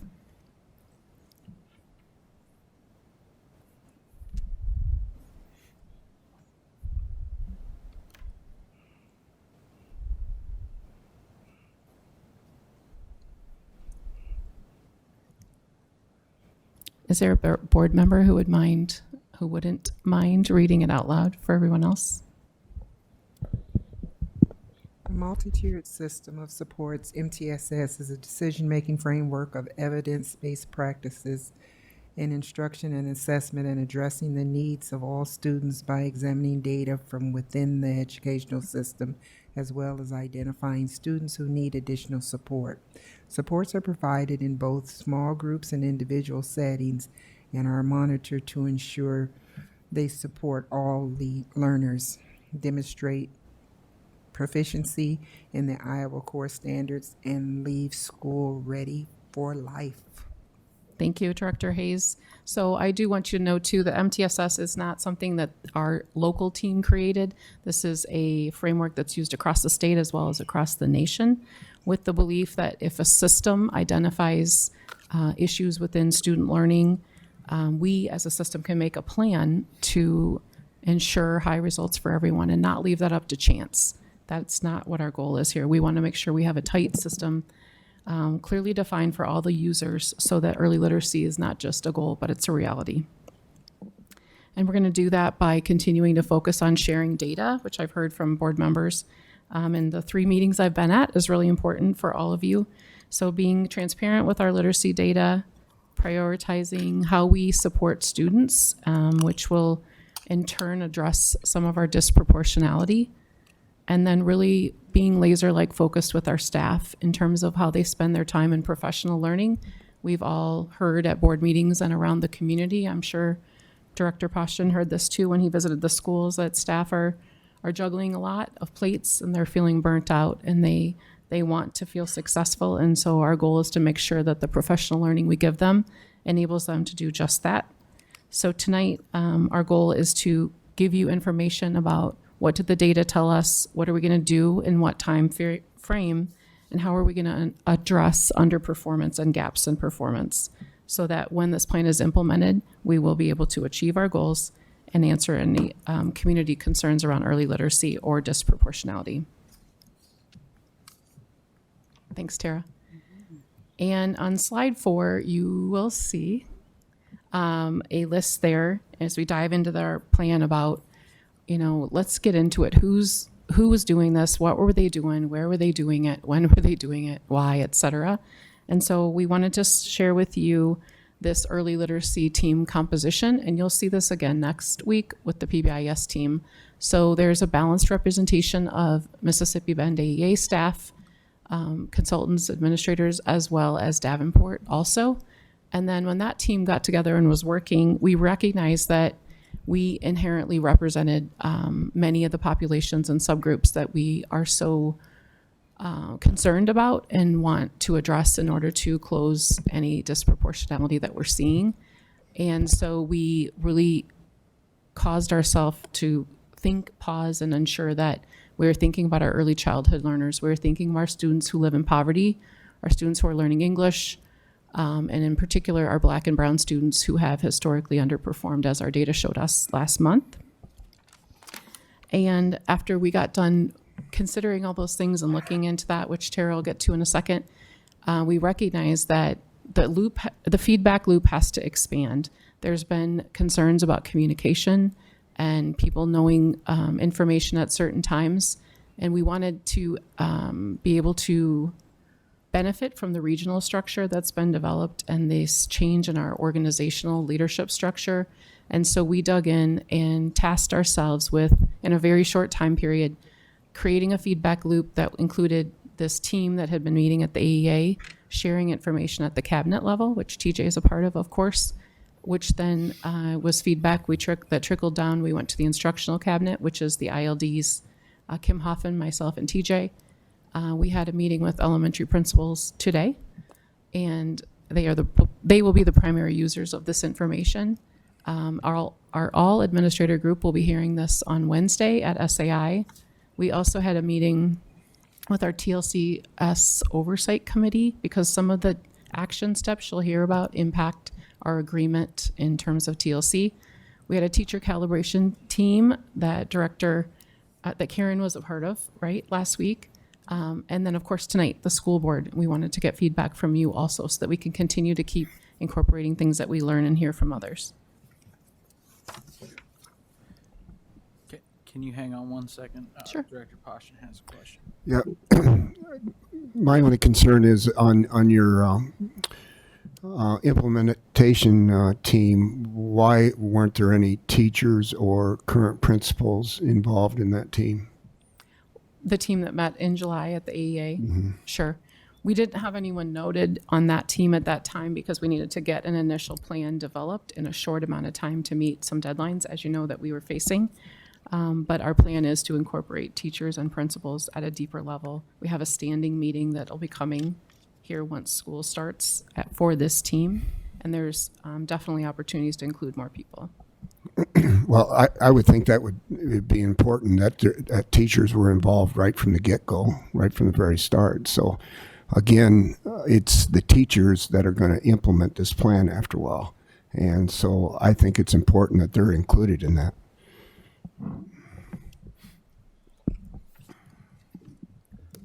Director Beck has a real quick, hold on.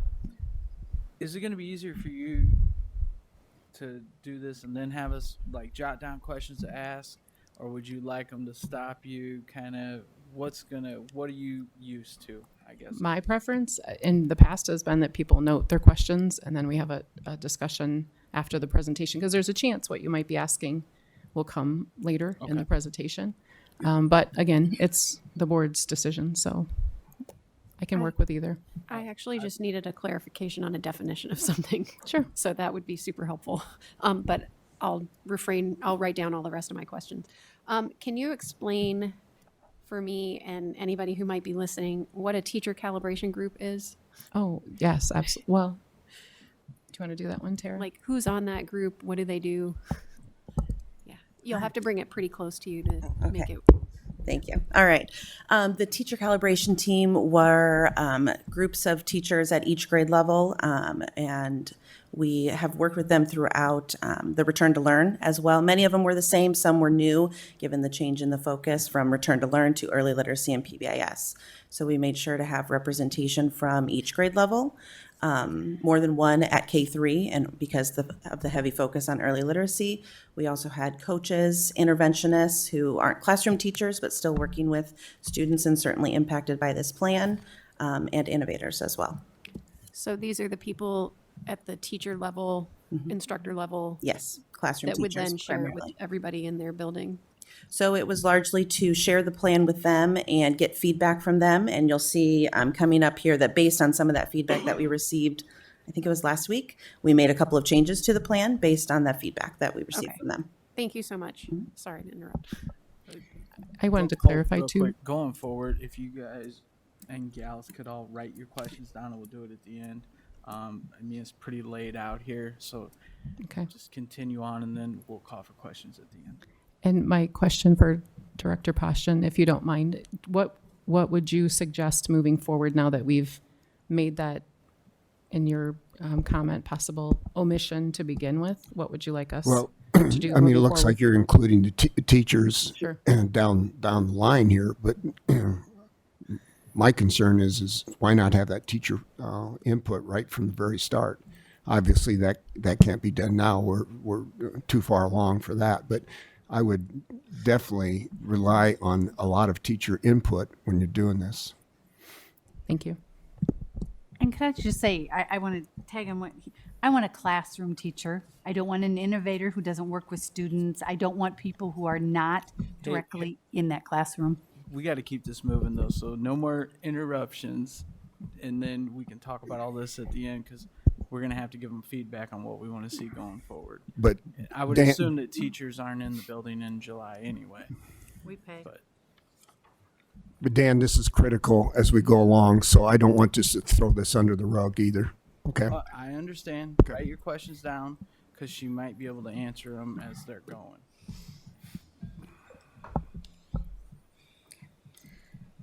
Thank you.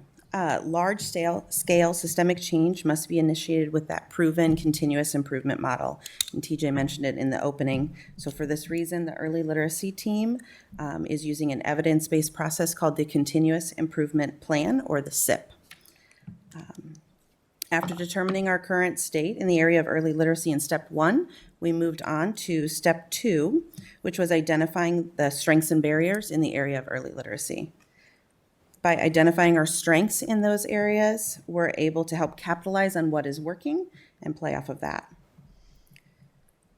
So we had strengths in areas like our collaborative structures. We have all teachers are part of a collaborative teacher team, which we often call CTTs. They meet regularly to plan instruction, collaborate around student data, and determine next steps for their classroom. Every building also has a building student achievement team, which we call BSATs, and that's really the building leadership team. And then every building also has a student intervention team, which we sometimes refer to as a SIT.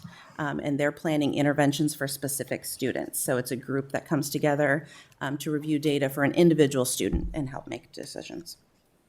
We also have built-in time for professional development for all staff in both pre-service in August as well as Wednesday early release throughout the school year.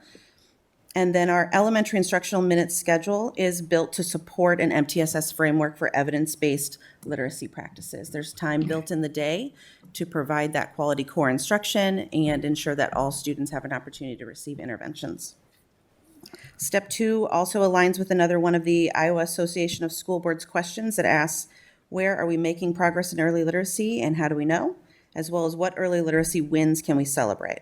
So after reviewing our strengths and barriers in Davenport in the area of early literacy, we work to create that plan, which is step 3, while simultaneously gathering feedback from different stakeholder groups using that feedback loop.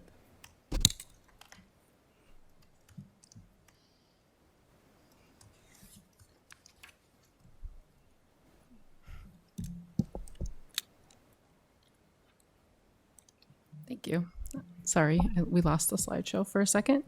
Okay, so that leads us to step 3 out of the 5 steps, which is create a plan. And that was obviously the bulk of the work that our committee was doing. And in step 3, we followed the 5 main pillars of looking at assessment and database decision-making, intervention systems, and infrastructure, coaching, universal instruction, and leadership. Within those, the team, when they met, created pieces of the plan to align with those five areas. And specifically within ADBDM, we really talked about the continued use of our early literacy data, not just the 3 screening windows, but the progress monitoring data, which will help us group students so that all students are growing and learning, whether they're at proficiency, above proficiency, or below proficiency based on that data. Secondly, we dug into our intervention systems, and you've heard mention of reading coaches and intervention people that help administer or work with small groups for intervention systems, and really digging into what are the roles of those people, what responsibilities do they have at the system and building level, and what resources do they need to do their job. One of the big things that came out of that work was conversations with our teacher leadership and compensation system about the prioritization of the innovators' time so that they can support students at a greater level during the school day, whether it's buildings will have a menu of options they can look at, but getting groups or helping teachers in the classroom with instruction. And then that also led to conversations about what resources we're using for interventions and if we need to look at more or different purchases to better align to what our students' data is telling us. In terms of infrastructure, that's the coaching piece. And so we were pleased to know that the new regional North, Central, West system that we have in place will allow for coaching for not just teachers, but for principals too, so that everyone involved in early literacy can get the support they need to help us achieve our goal. And then in terms of universal instruction, there was a group that did some resource mapping to see where the gaps kept showing up at in our early literacy data. And one of the materials that was being used wasn't a good match for our K-1-2 students in terms of the skills that they need at those grade levels, which led to the conversations around the 95% group materials, which you'll hear about later in this presentation. And then the last thing in terms of, let's see, I'm afraid to click now. I'm going to get into no person's land here. But this 21-22 professional learning calendar, which I believe is called the Big Dog. Is that right? Did I call that right? Anyway, something like that, lays out for everyone all of the different opportunities that teachers will have on Wednesday early outs, pre-service, et cetera, as well as with smaller groups for professional learning around early literacy. Okay, and then the last part is leadership, and there's sorry if you're looking, the systems of accountability is a tracking tool of sorts, really focused on who's responsible and who's accountable. And so you'll see here in each of these different areas, we have every one of the elementary schools, as well as, is it the instructional, is it the ILDs? Who's actually going to be checking on these things and when are they going to be checking on them? Because we recognize a plan is only as good as what do they say? What gets monitored gets done. So we need to be monitoring this plan and monitoring the work so we know when to adjust accordingly.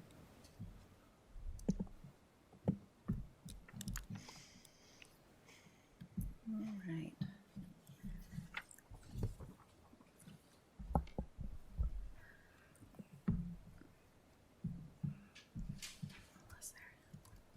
All right, so we have the full early literacy implementation plan linked here on the slide, and then we included an example to show the roadmap of actions over multiple years.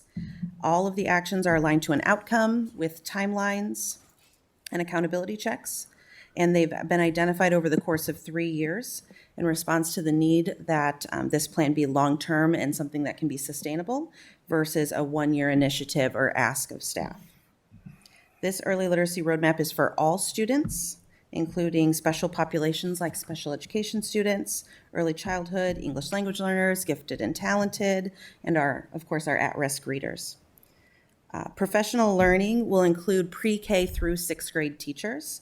Although the primary focus is pre-K 3, pre-K 6 will engage and implement the different structures and processes in alignment with the pre-K 3 work. As we know, the board and DCSD believe the importance of early childhood education, specifically the prioritization of preschool. So we're wrapping early childhood into this plan intentionally, knowing that we'll be growing our program in DCSD in terms of participation, as well as enrollment in the statewide voluntary preschool program.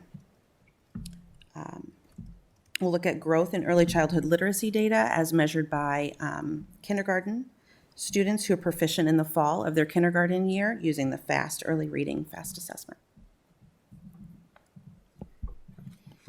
Okay, so that is the plan, the steps that were used to create the plan. And then with that being said, we needed to create some outcome goals and create SMART goals. And so you'll see there that the overarching goal is that by June of 2024, 80% of all third grade students in Davenport will meet the spring FAST CBM benchmark.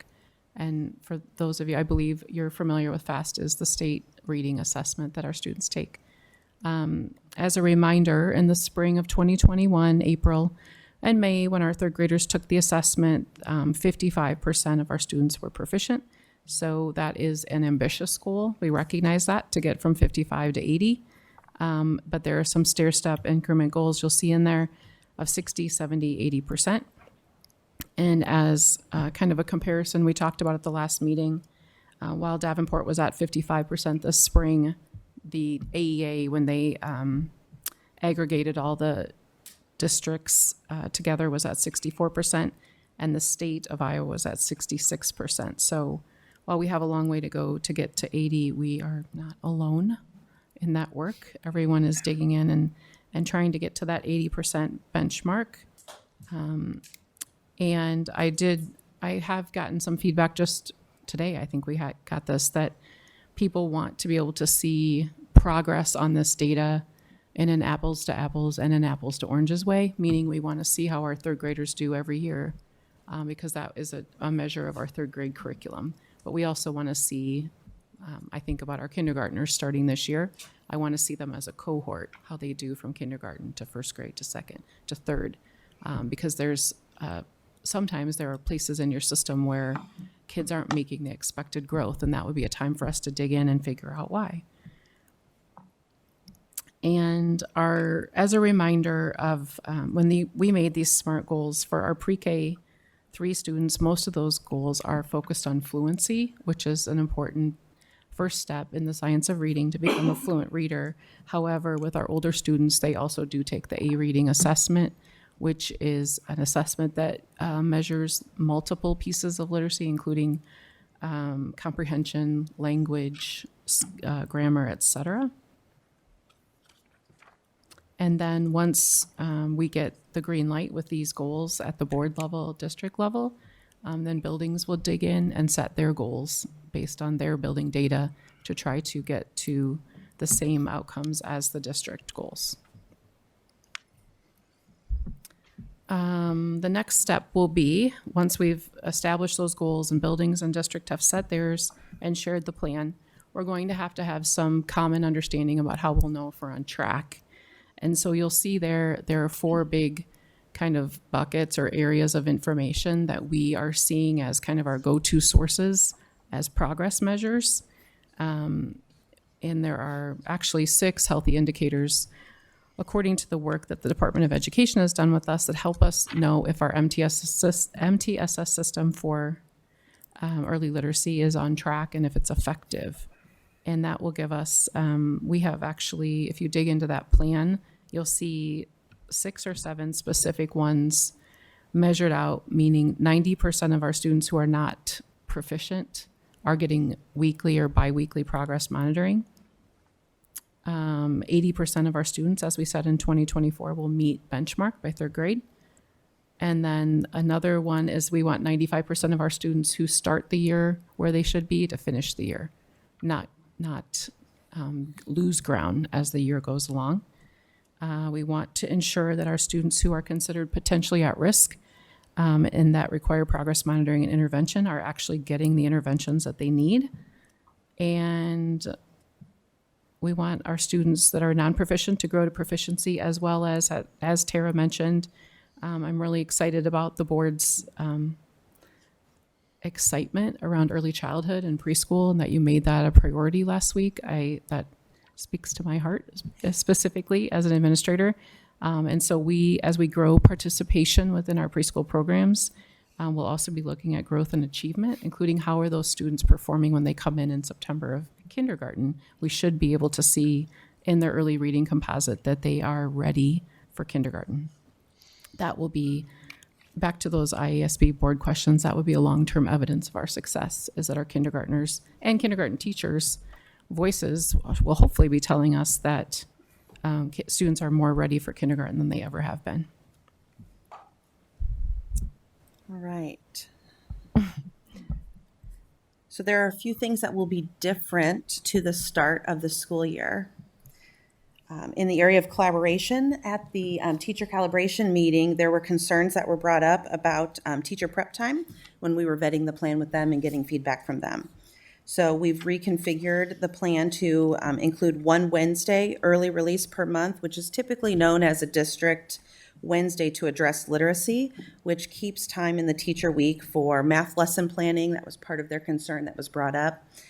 When would they have time to plan for math as well? They'd be able to do their math data review with their common formative assessments and intervention planning as well. So we're honoring that teacher feedback and teacher prep time by keeping the required collaborative teacher team meeting to just once per week for literacy. And then we'll have 1 Wednesday per month dedicated to reading professional development and data analysis in support of this plan.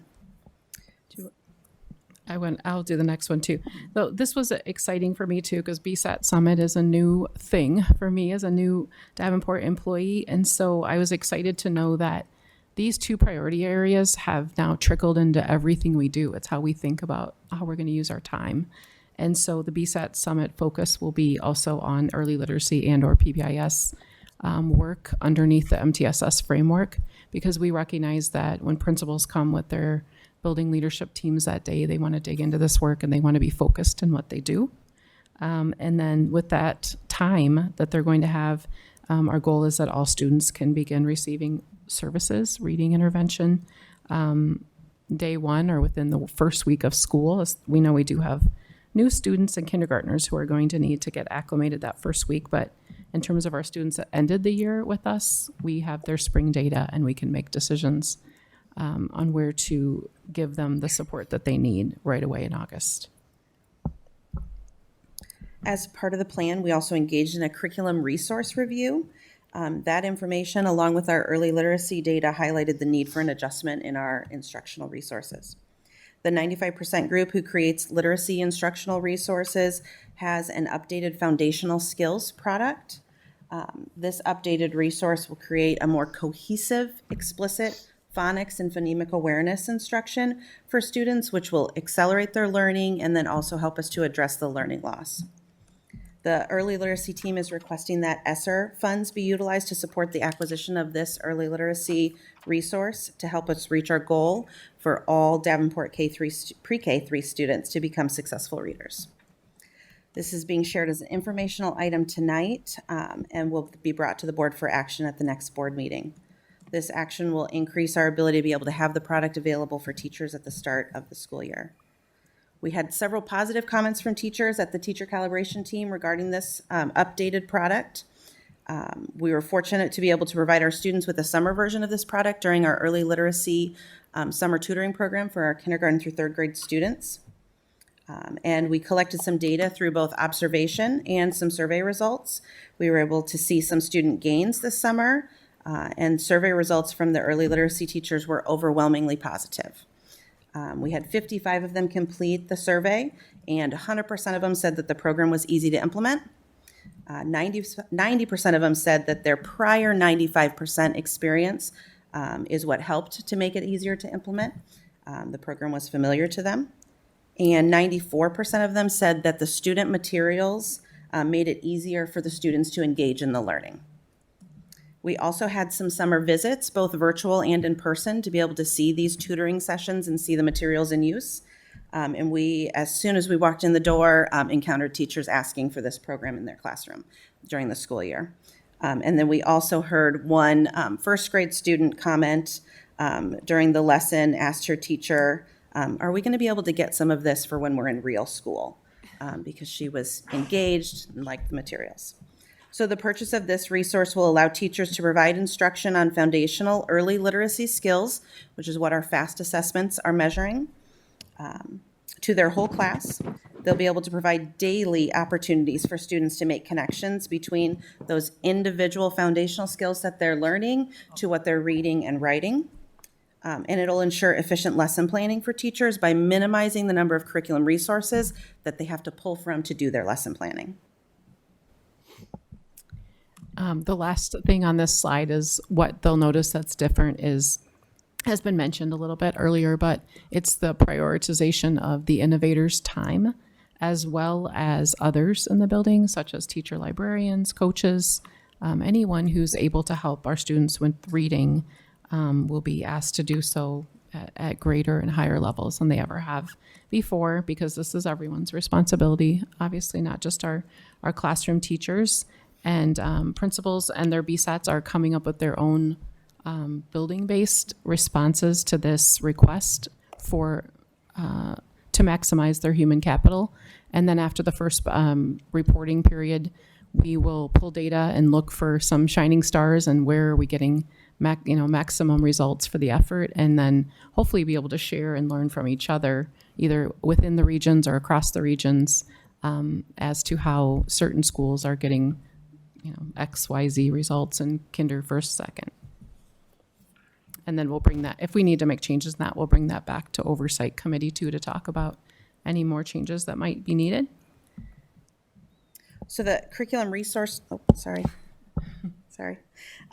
is the curriculum resource review. And we know that our priority action of resource review is what led us to the decision of needing to update our 95% literacy resource and materials.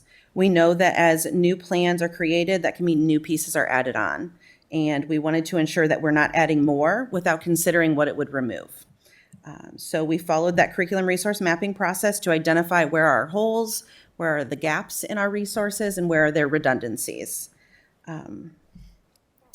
And if we add the updated 95% group foundational skills resource, we can take things off the plates of teachers. This resource is research and evidence-based.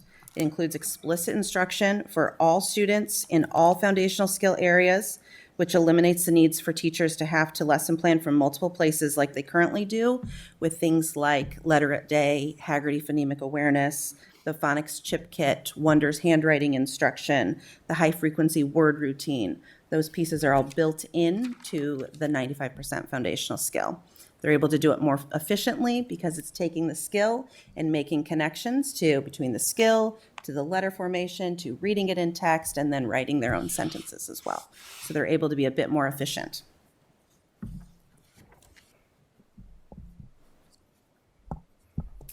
Okay, which brings us to almost the very end. So in summary, this is what's happening in early literacy, and here are our next steps. We're asking that the board have discussion tonight after we finish this presentation about our proposed request to use ESSER funds to purchase K-3 literacy phonics materials. And then we will come back to the board and ask for action on that item on August 9th. We, in summary, are telling you, the board, that we will be giving you benchmark period updates with data as our fall, winter, and spring assessments come in. And that we've committed to professional development for not just teachers, but for our teacher leaders through the TLCS system and for our administrators. We really do believe in the power of our instructional leadership skills of our building principals and want them to be in the know just as much as our teachers. And then fourthly, one thing I'm really excited about is this idea of having a curriculum showcase opportunity where board members can come into the schools and visit with a focus, so to speak, similar to what Director Postrom was saying, but with a focus of we're going to go in and look at early literacy in action in kindergarten. We're going to look at PBIS in action in 3rd grade or 8th grade, whatever it may be, because I do feel like you need to see it, right? Versus just us telling you about it or hearing about it in your local neighborhood or community. And then next steps too is that larger group that we shared on slide 3 or 4. That is your early literacy implementation team, which duly noted did not include teachers. We'll continue to have weekly meetings as well as inclusion of the ILDs so that we get regional support across the buildings. And I'm going to challenge myself and those teams to get back together and figure out how we can incorporate teacher voices more intentionally moving forward. I know we have subs as an issue in the district. We don't want to pull teachers out of the classroom, but we definitely want to make sure that the plan is workable and is able to be molded to meet the data and the qualitative and quantitative feedback we're getting from teachers. So I guess just in closing, I'd like to say that I hope you heard that we collaborated and then we collaborated again and we collaborated again. We've been collaborating a lot, and that we are very focused on ensuring that people understand what responsibility they have around early literacy and who's accountable. That's part of my title as the Director of Learning Results. And so as much as I need to know that, so does everyone else within the system. And I would like to just say thanks because I know this was a long presentation and you've already been having your workshop since 5:30, and we are willing to answer any questions that you have at this time.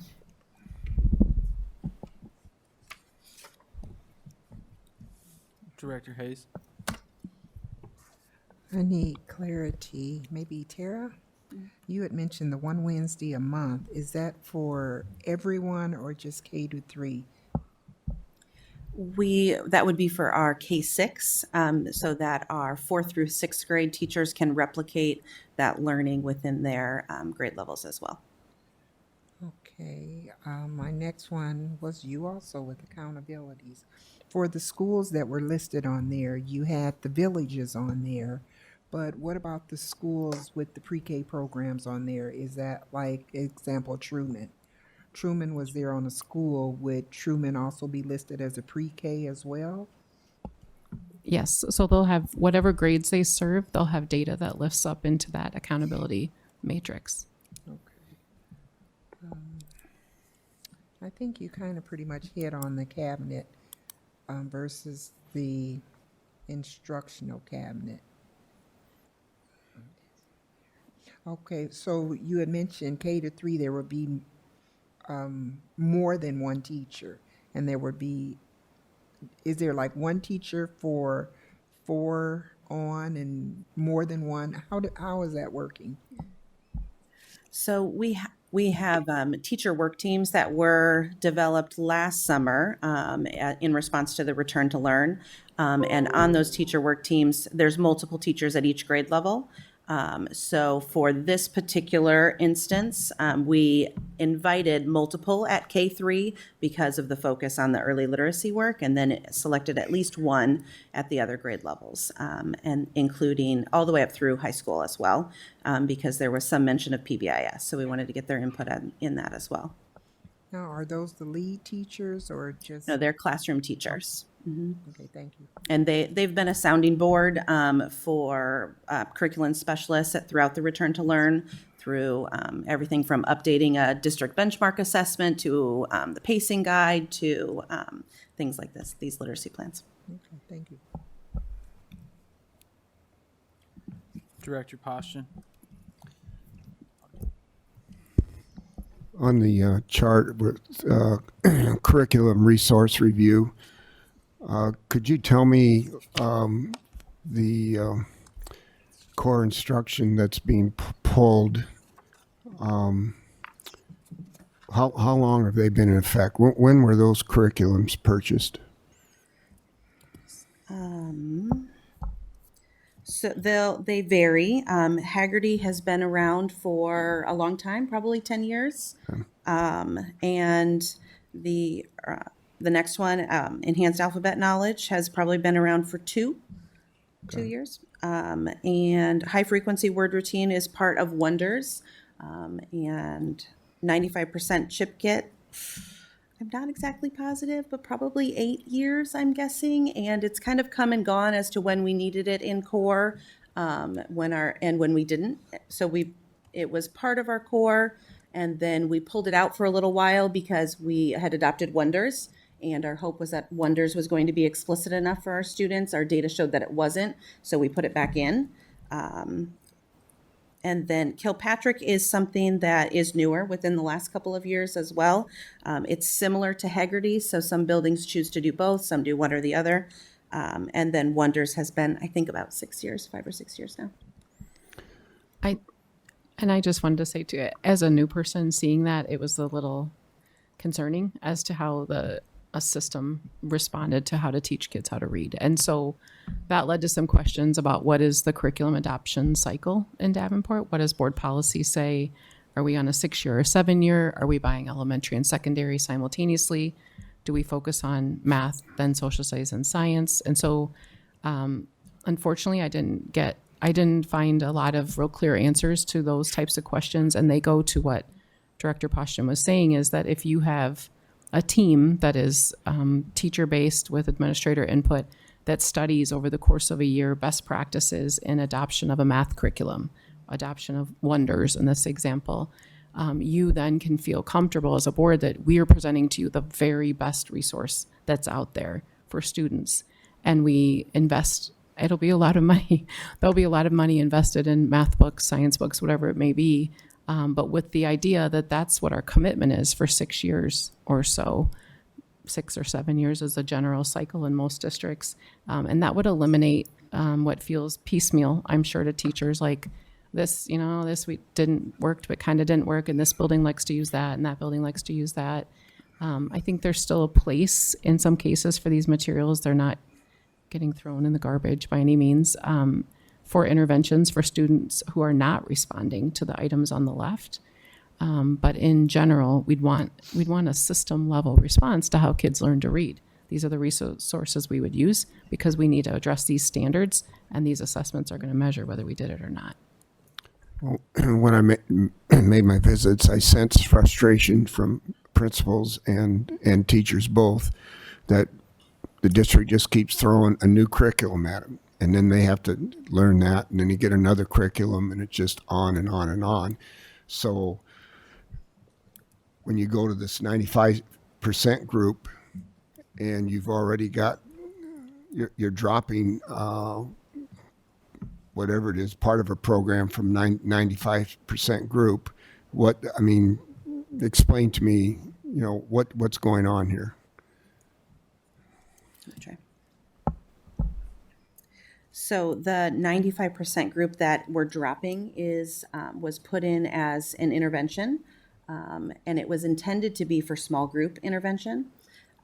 So we worked with consultants from the company to make adjustments to it so that we could use it in a whole group setting. Because of that, it still didn't fit what we fully needed for all of our students to cover those foundational skills. So when we did the curriculum resource review, that's what really highlighted that for us, is we saw the gaps and wonders, and we knew about those, and that's why we put 95% in, but then we didn't, but because the 95% wasn't a true foundational skill, it was just that specific phonics skill, we were also then having to put additional pieces in. So it ended up being we were trying to just put one thing in, but we ended up putting 5 things in. 95% has since come out with their foundational program, which embeds all of the foundational skills versus what we were initially trying to do of just supplementing the one piece. So if this curriculum is going to address the entire class, explain to me how you're going to break that down as far as the, talented and gifted, the average student, and then the students that really have a real tough time learning Sure. needs. So this new program is developed for whole class implementation, where the previous one that we were using was not. We were having to make those modifications for it. So it wasn't able to engage kids on a variety of levels based on that. This new program will, and it will be able to hit at that individual skill level, which is what our struggling learners need, but also take it all the way to reading and writing within text, which is what our advanced learners really need. So you feel confident that the talented and gifted won't be bored by this program, and but it'll also meet the needs of the students with the greatest needs. I do. This is also just one piece of our core. It's not our whole. It's not our core program. We still have wonders where they will read texts that help them build their background knowledge on different topics by different authors, develop their oral language skills and their writing skills, doing narrative text and writing opinion papers, things like that. So this is just one piece, about 25 to 30 minutes of their language arts block. It wouldn't be the entire time. So there will be lots of opportunities for teachers to differentiate for those students who need a little bit more or who need some additional scaffolds. So describe to me a day in that classroom. So students come in, you adopt this program. Explain to me how that class is going to be handled. Say they've got a third talented, gifted, a third average, and a third well below average. Tell me how that class is going to be handled. So this is very common, right? You're approving big purchases and you have big questions about it. And that's kind of what I was trying to highlight in Curriculum Showcase. Like, instead of us telling you what you're going to see, we'd love for you to come see it, or allow us to have teachers take a peek in their classrooms and make videos, because I will be there. That's awesome. I look forward to that, because I think that it's, it's where the rubber meets the road, right? It's the day-to-day use by teachers and how students are responding, because we can tell you how the product says that it should be used and utilized, and the results that are received for districts that have used it in the past. But we want to make sure that Davenport teachers have the training they need to do it at the same levels, and that we're not allowing it to be up to chance, so to speak, about what the outcomes will be. But I guess, my question is what kind of teacher power are we going to have here? I mean, are we going to have more interventionists, or how is that one teacher going to handle that classroom situation? My understanding was that there was a desire to hire reading interventionists, but at least this summer with ESSER funds, but that we were not able to realize that given the limited pool of candidates. Did I catch that right, TJ? Yes. Thank you. But long term, yes, that's definitely, I know I've heard at meetings that that's something that we hope to look for at semester, maybe reaching new graduates or others that could help fill in some of the gaps and make our delivery of reading interventions more equitable versus equal at each school. Well, just one last question then. How confident do you feel after looking at a number of curriculums that we've gone through? How confident do you feel on this 95% group?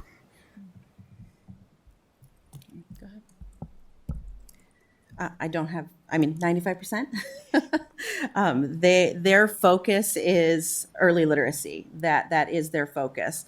Wonders was a great curriculum adoption, but it's a very broad adoption. So they are trying to serve our lowest kindergarten students and our highest achieving sixth grade students. So it's very broad.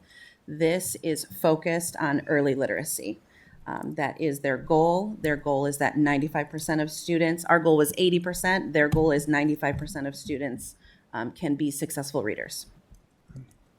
I think some of the feedback that we've gotten from different places has been that programs are programs. And so I do have a lot of confidence in this program. But what I have more confidence in is that we have a really strong team that's going to help teachers. Because like you have pointed out, we can have the best product out there that costs, the highest, the Cadillac of it all.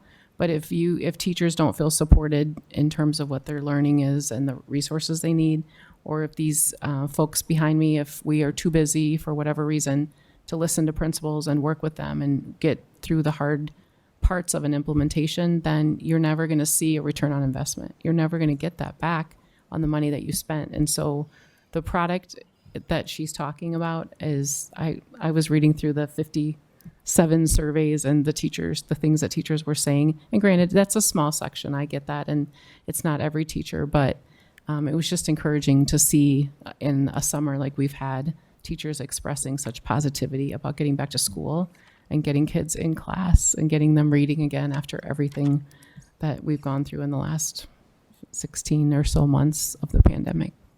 Well, I think part of the frustration was, lack of support, and it just, a program was thrown out to them and then not supported. And I think,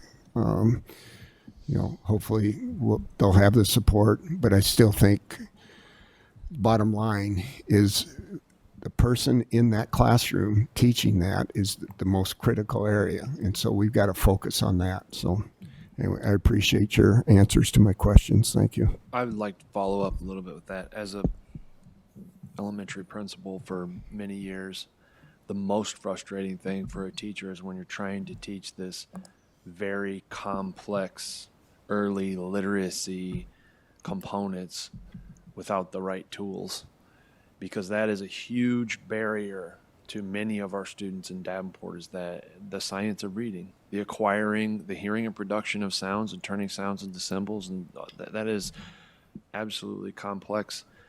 And when we adopted Wonders, there were holes in it. The best way I've ever heard it described is it's like a vitamin. People take a vitamin because they're missing something, and that was a really good way to describe it. And those are excellent questions, because it's not because of it's not because we want to busy people. It's because people really want to help close that literacy gap. And so if someone says this program will do it, so I really applaud the effort of taking this away to do this, to fill this hole that we have. And so I remember countless hours with kindergarten and first grade teachers, like, how are we going to close this gap? And so I'm optimistic. Thank you. Director Beck. Thank you. So I had some of the same questions as Director Poston. I remember sitting here my very first year as a board member, hearing about the next shiny new program and asking a question about program jumping, which isn't unique to Davenport. I mean, that's just a thing that happens in education. So I am happy to hear that this has similarities to stuff that the teachers are already using. I sort of feel the same way that Director Poston does when I see things that have only been in place for a short period of time. I do appreciate that you had a bit of a pilot study this summer, and I think that's important. And I think it would be really helpful to maybe formalize those data, just so that people can see that, yes, we have used this before and it's doing what we think it will do, because we are going to make a commitment. You know, the last thing we want to do is have to have this discussion again in 2 years because it's just not working, right? But I appreciate the fact that you've taken into consideration the teacher feedback and even the anecdotal student evidence, which is important, but it's anecdotal. I guess my suggestion in the future for curriculum purchases in general might be to run a pilot before we are purchasing, right? Which I guess would be kind of like part of the year-long curriculum study, right?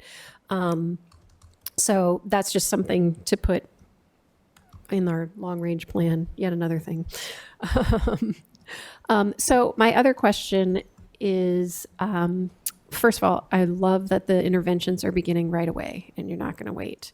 That is so, so, so important. I guess I have two more questions.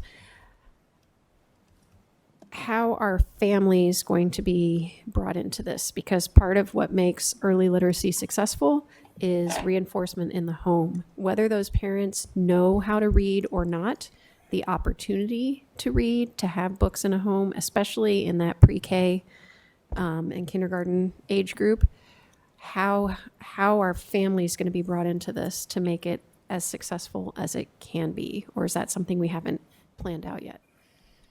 I love that question. That's one I'll definitely bring back to the principal group, and they'll be the experts on their local school communities and can give us some ideas on how teachers can share information with families. Maybe it's back to school night, I don't know, fall parent teacher conferences, but definitely getting that information out there. Okay. So that kind of leads into my last question. I know I mentioned this before. We have a lot of community partners who are willing to help. You know, board members have participated in things. I know there's a lot of people in the community who, given the opportunity, would volunteer their time for, you know, a district-wide reading day or, you know, come read with a kid at this lunch or whatever, you know. So I would encourage you to take advantage of those connections, and because I know this is I appreciate everything that you explained to us, and I'm happy to see that it's evidence-based and data-driven, and you've answered a lot of the concerns. But a lot of it is just about the more you read, the better you read, right? And so having, you know, just kind of wrapping everybody around, everybody in a big reading hug, I feel like would be, I don't know if that's the right way to frame it. I think that goes back to our comments about preschool too, because it is absolutely that first step in the door of developing oral language and learning social emotional regulation and turn taking and listening and speaking and some of the science of reading that TJ was talking about. So, you know, the more time that kids have in our system, the more ready they will be to be readers by third grade. I also appreciate the data points that you're going to bring to us, and that you have actual numbers for goals. That's the first time I've seen that in a while, and I really appreciate that, because with those quantitative measurements, we can see success and we can see things that we need to work on. And so I think we're moving in the right direction there. So thank you guys so much for your presentation. I really appreciate all the information you're bringing to us. Director Klein Jerome. I've seen innovators before they were called innovators, whatever their name was at the time. Some take the approach, working with kids is not my job now that I'm in this. And I know others. I have a very good friend who, if she sees the need, works with kids. I'll take this small group and work with them, or I'll take this individual. I am glad to see innovators going to be working with kids, because I don't believe the program should have been set up where, oh, you know, working with kids isn't my job. It's to work with teachers only. But my question is, do we have to rewrite our plan for the state because we are also changing the way our TLC is going to be run?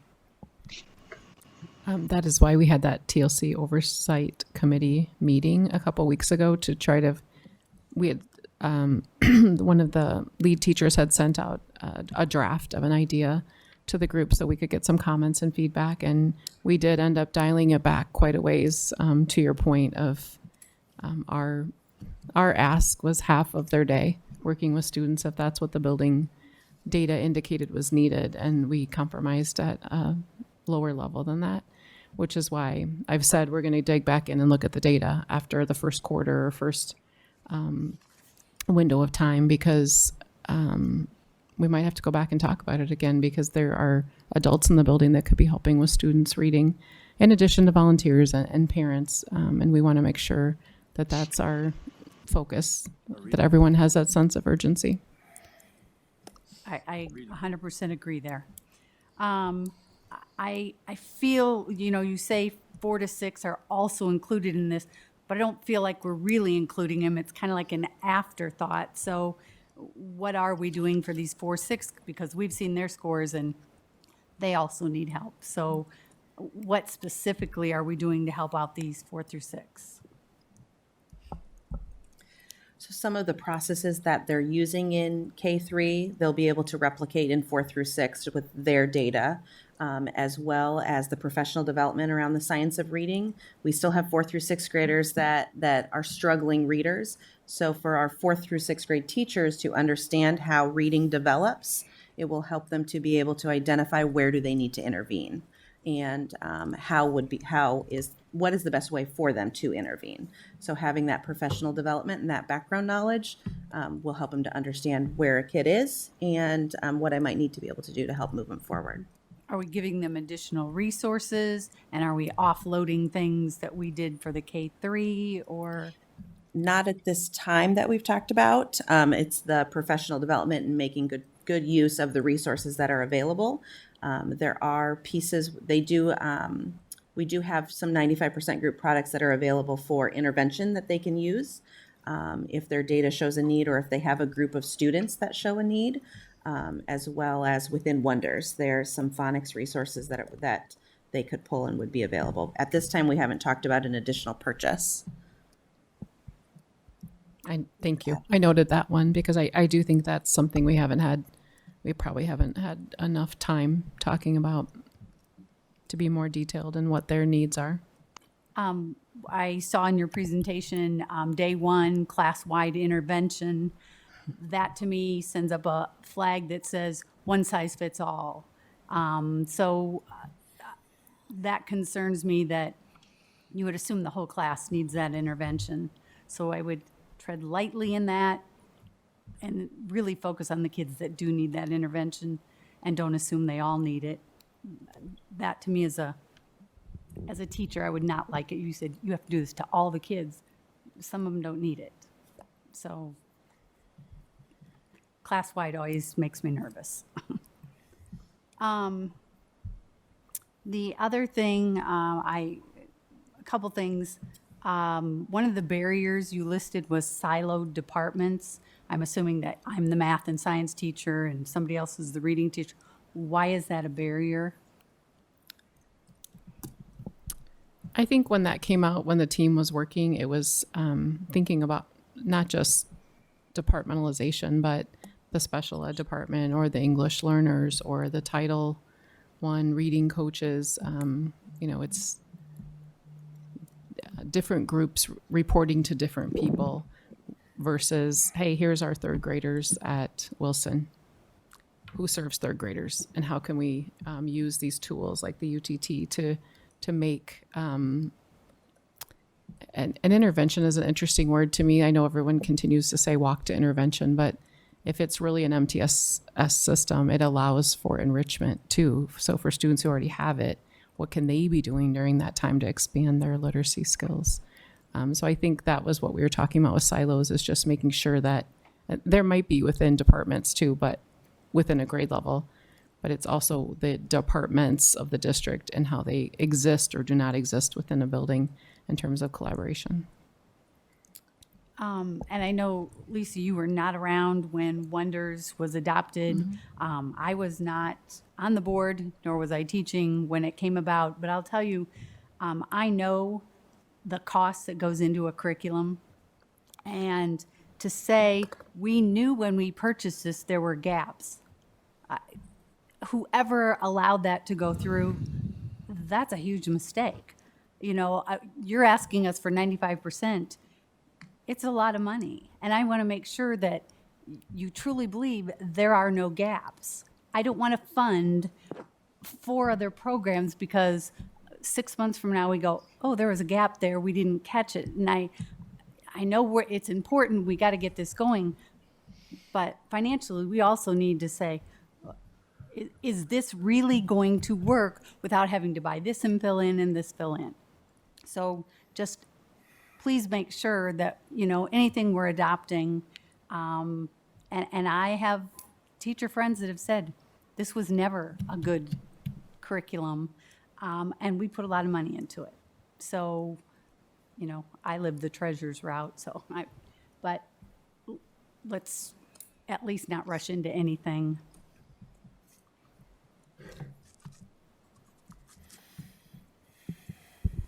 Mr. President? I was just getting ready to call on you, Director Potts. Well, see, we are like in mental sync. That's it. Oh, that's scary. That's scary. Couple of things. First, I'm pleased to see that we're going back to phonics. It seems that phonics has been in and out and in and out over the course of the last 40 or 50 years. The 95% curriculum was adopted about 8 or 9 years ago. Julie Suyetsky was the curriculum coordinator at the time. It was adopted as a reading intervention program to diagnose gaps in reading skills and then remediate them. And when I was at Sudlow, we employed that very effectively with a lot of success. So successful that I would harp on her to find a similar program for math interventions, and they never could. So I have no problem with the 95% group. I saw it. I saw the teachers use it. I saw kids' reading improve as a result of it. The other, I guess, commentary as opposed to question I have is, we have 55% of our kids that are proficient. It is my hope, my aspiration, and my expectation that while we are focusing on the 45% of the children who can't yet read on grade level, we are not allowing the 55% who can to not be stimulated and or accelerated. I think the other side of the remediation coin is, what are we doing to accelerate those kids who can read, and will strive academically? Because I've said this before, nobody's going to move to Davenport to send their kids to our schools because we have a great 95% remediation reading program. Okay? They'll do that because we have an acceleration program where their kid everybody moves to think their kid's a genius, will be accelerated, will be challenged, will be stimulated. And I think, obviously the focus of our conversation this evening is on getting those kids who can't read yet to read, because reading is a crucial skill. But let's not forget the other side of that coin. The other side of that coin is the kids who can and will accelerate and achieve academically, we need to make sure we are providing for them also. That's all I have to say. Thank you, Director Potts. Any other questions? Director Beck. Just a quick kind of short one that piggybacks a little bit on Director Potts. So he mentioned, making sure we don't lose the students that are already proficient. We've had an emphasis on culturally responsive teaching. I think I'm using the right term. Have we made sure that the images, stories, and language in this product represent all of our students? In the 95% product? Yes. I have not, no. Before we make this purchase, can we make sure that this is representative of all of our students? Yes. Absolutely. We will work on that immediately so that you have that to make your decision next week. Thank you. My guess is yes, but guesses don't. I would assume Don't at this do it. point that they probably all do, but you never know. And I am not going to spend this much money on something that doesn't reflect everyone. Agreed. Thank you. Director Hayes. This is kind of an offline question here, but for this shipping and handling for $25,000, almost $26,000, we could almost walk there and pick it up for less. Is that negotiable? Dan and I talked about getting a trailer. I got a truck. Who else got a truck? We'll just We know drive up. Kent's got them. We can check on it. Okay. I'm laughing because I actually had a similar thing came up when I was a principal, and I was like, I'll drive a truck to Texas for that much money to get Well, to get it's the in materials. Illinois, Lincolnshire, Illinois. Yeah, I'm not. Is that where their We have production done- is? I Yeah. would have thought farther east, but we have done that. We have done that before. Gone and picked up the books and brought them back versus I will drive their shipping. Kent's truck. We just have to have them for teachers by August 19th. That's the biggie. I'm on summer vacation, and there's a bunch of retired people here too. I got to go to Wichita, Kansas next week, so I'm only 8 hours out from that, so I'm just saying. Any other questions? I have a few. I do want to stress the involvement of teachers. So I would hope the next time you come to kind of give us an update, you have a few teachers with you to kind of it. And by no means do I mean to. I don't want to come off disrespectful or anything like that. But they're the actual people in the classroom doing it. You could bring a principal all you want, but that principal is telling them what to do, and they're in their office, another classroom, whatever. They're not actually in there physically doing it, working with the kiddos. So I would definitely like to see that.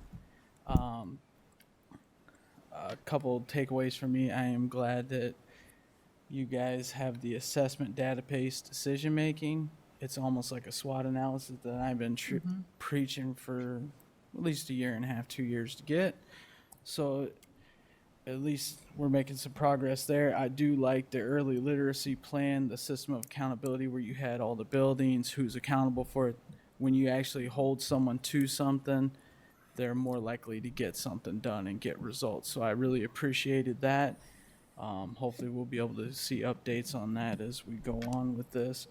And then the professional learning for the pre-K to sixth grade teachers, will the building principals and SAMs be involved with that as well? Because if the teachers are being taught how to do it well, if they have questions or something, I would hope that their building staff would be involved in that. My battery ran out. That's a sign.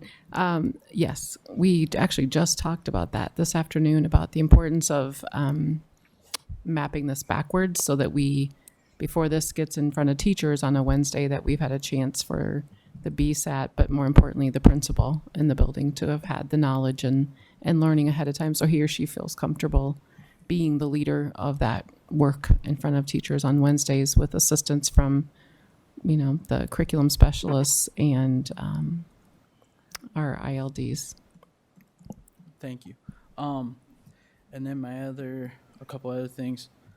So like the SMART goals, I know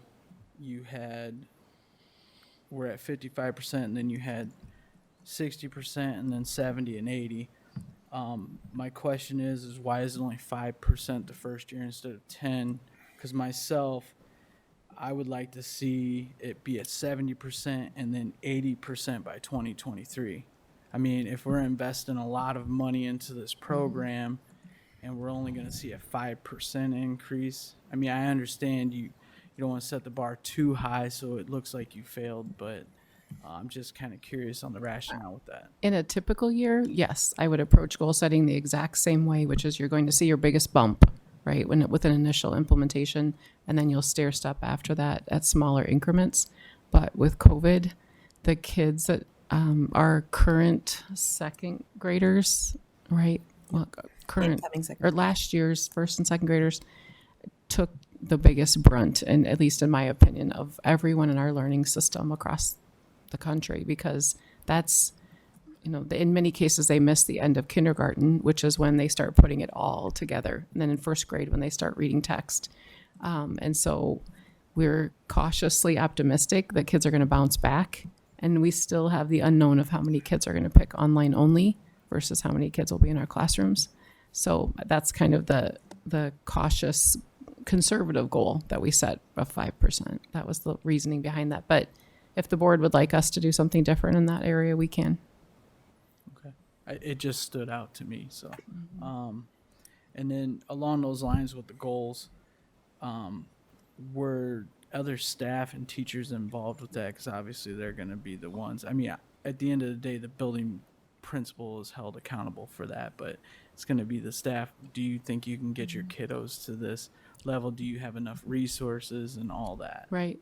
And for some buildings, this is a huge stretch, and for others, it's not so much. And so that's where I was saying, once we get this identified as the district goal or the board goal, then buildings will do that same work over the next month or so, and we'll have different goals, but that's our job, is to help guide and support the goal setting process so that they're not, overshooting their SMART goal or underestimating their kids either. Okay. And I'm assuming when you said the board needs to set that goal, that's one of the things that we can do for you, to set that goal so you can kind of move forward. Or give us feedback, right? And if you'd like us to increase it or not.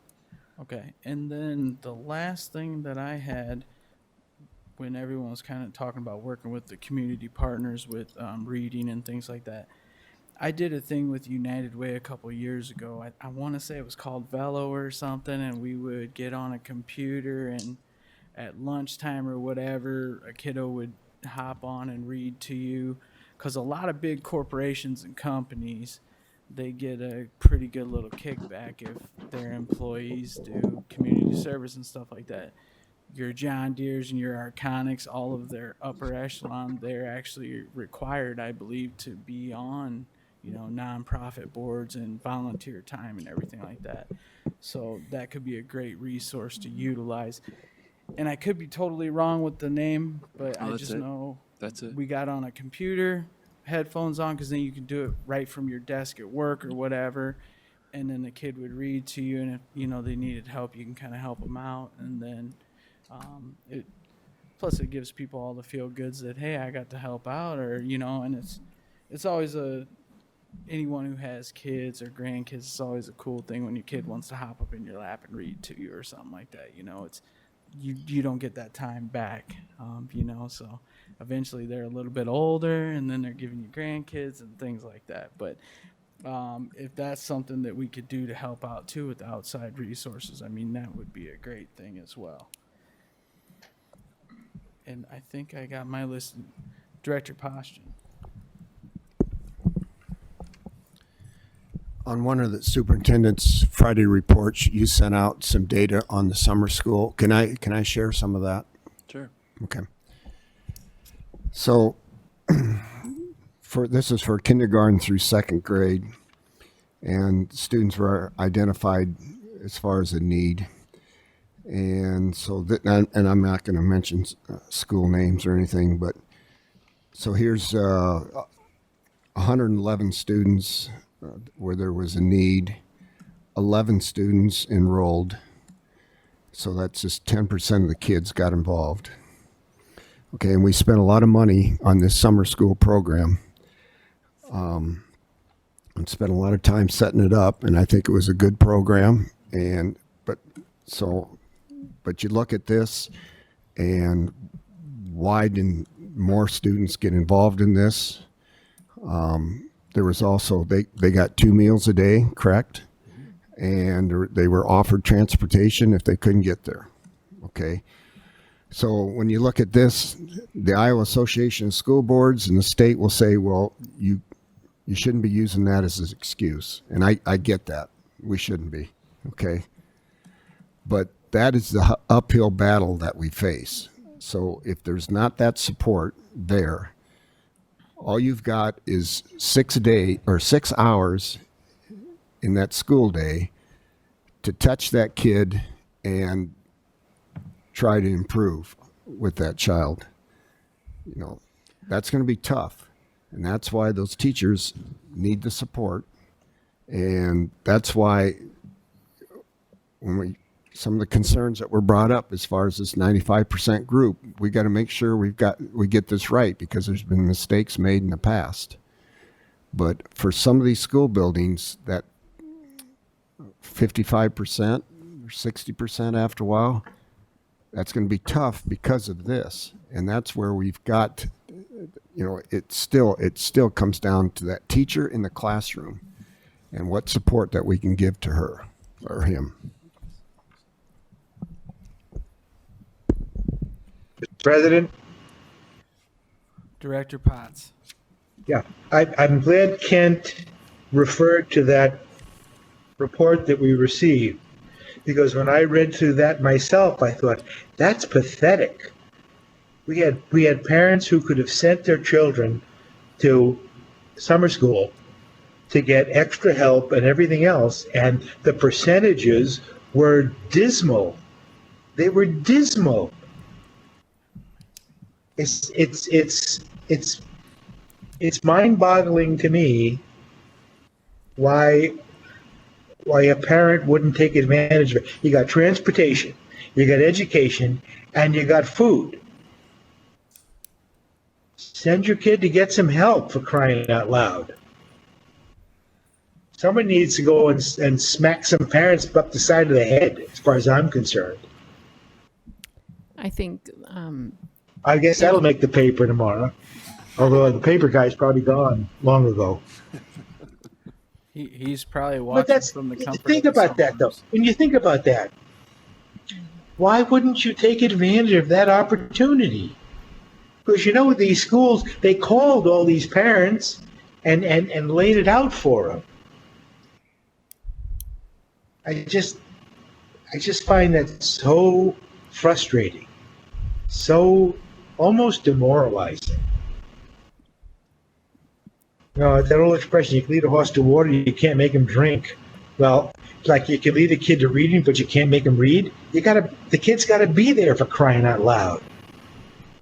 I think that speaks to the work we need to do to create partnerships, as you were saying, and connect families, because I don't presume to understand why the 100 people didn't come. I don't know if that's our place to talk about that necessarily, because I think everyone has their own situation and we know about this much of it.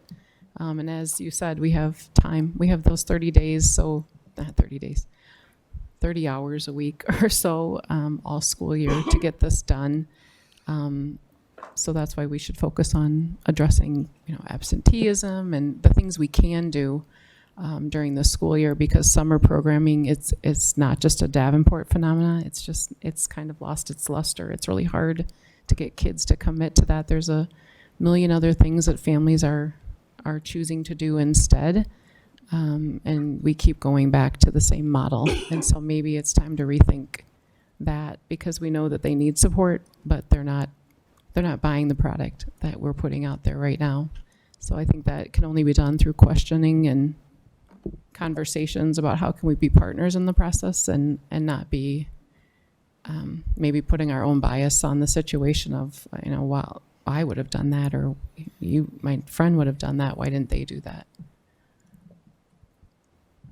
Thank you. I guess I would like to see a survey or something sent out to, hey, why didn't this was offered? Why weren't you able to do that? But to get back on topic with the early literacy plan, did anyone have anything else about the early literacy plan?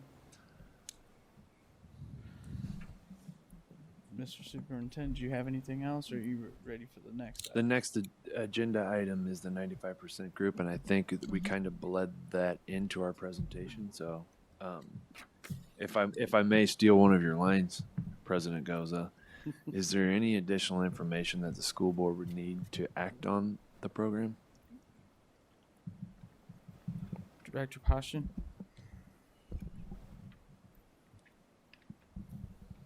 So you're talking about the purchase now, the Yeah. program. Yeah.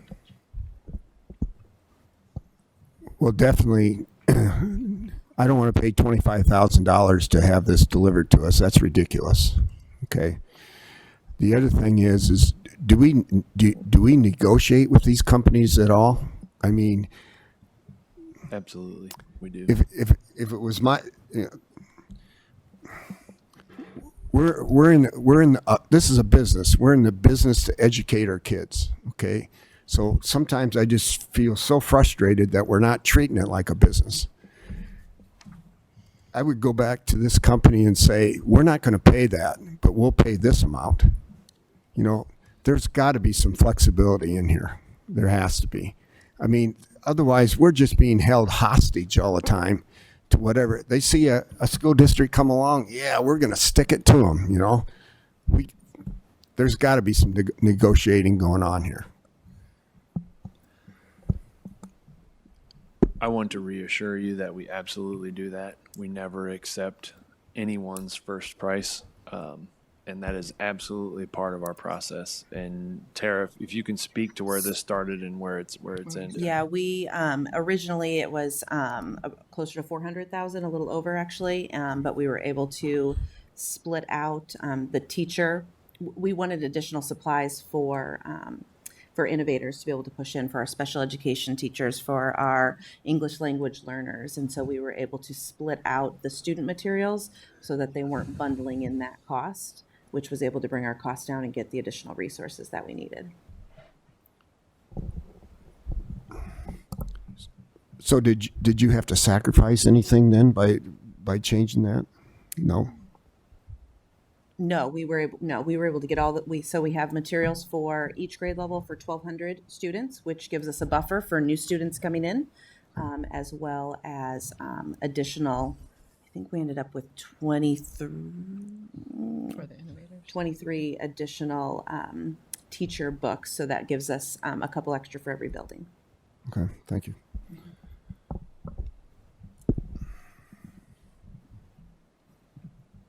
Director Potts, did you have any questions on this to proceed with voting on this at the next meeting? No, I experienced the 95% remediation program when I was a principal at Sudlow for those years, and it worked for a whole bunch of kids. So I have no hesitation about this. Thank you, Director Potts. Any other information needed to feel comfortable on voting on this on the 9th? Director Hayes. I just needed information about the shipping. That's it.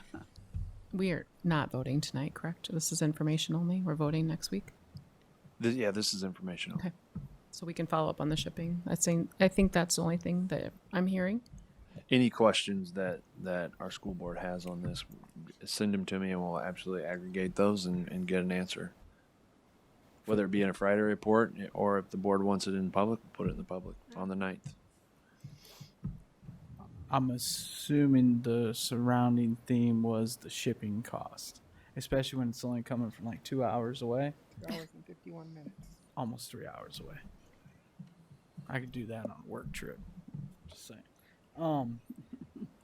any other? That's the last item.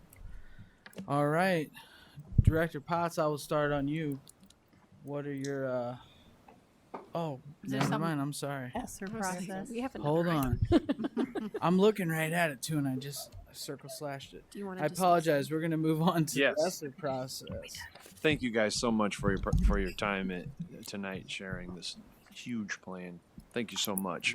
Thank you. Thanks. Thank you. Thanks I for was putting the cart Thanks for before your the feedback. horse. Okay.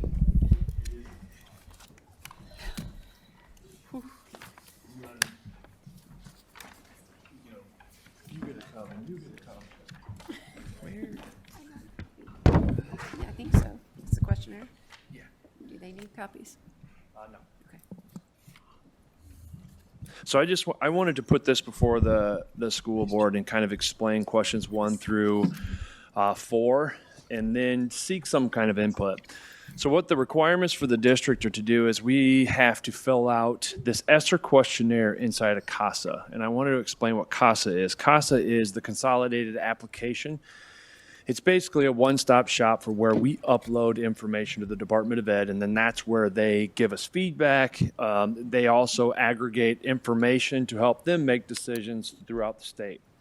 And so our requirements for the upcoming school year is to give them feedback, give them information on how did we gather information, and then what are our priorities as we move forward. As I stated in the Friday report, the landscape for COVID is constantly changing, and we do not know what's coming at us.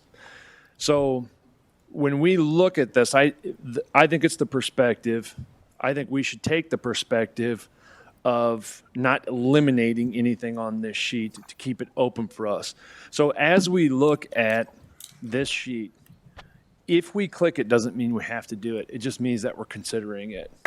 And so what I would like to have today is some feedback from the school board.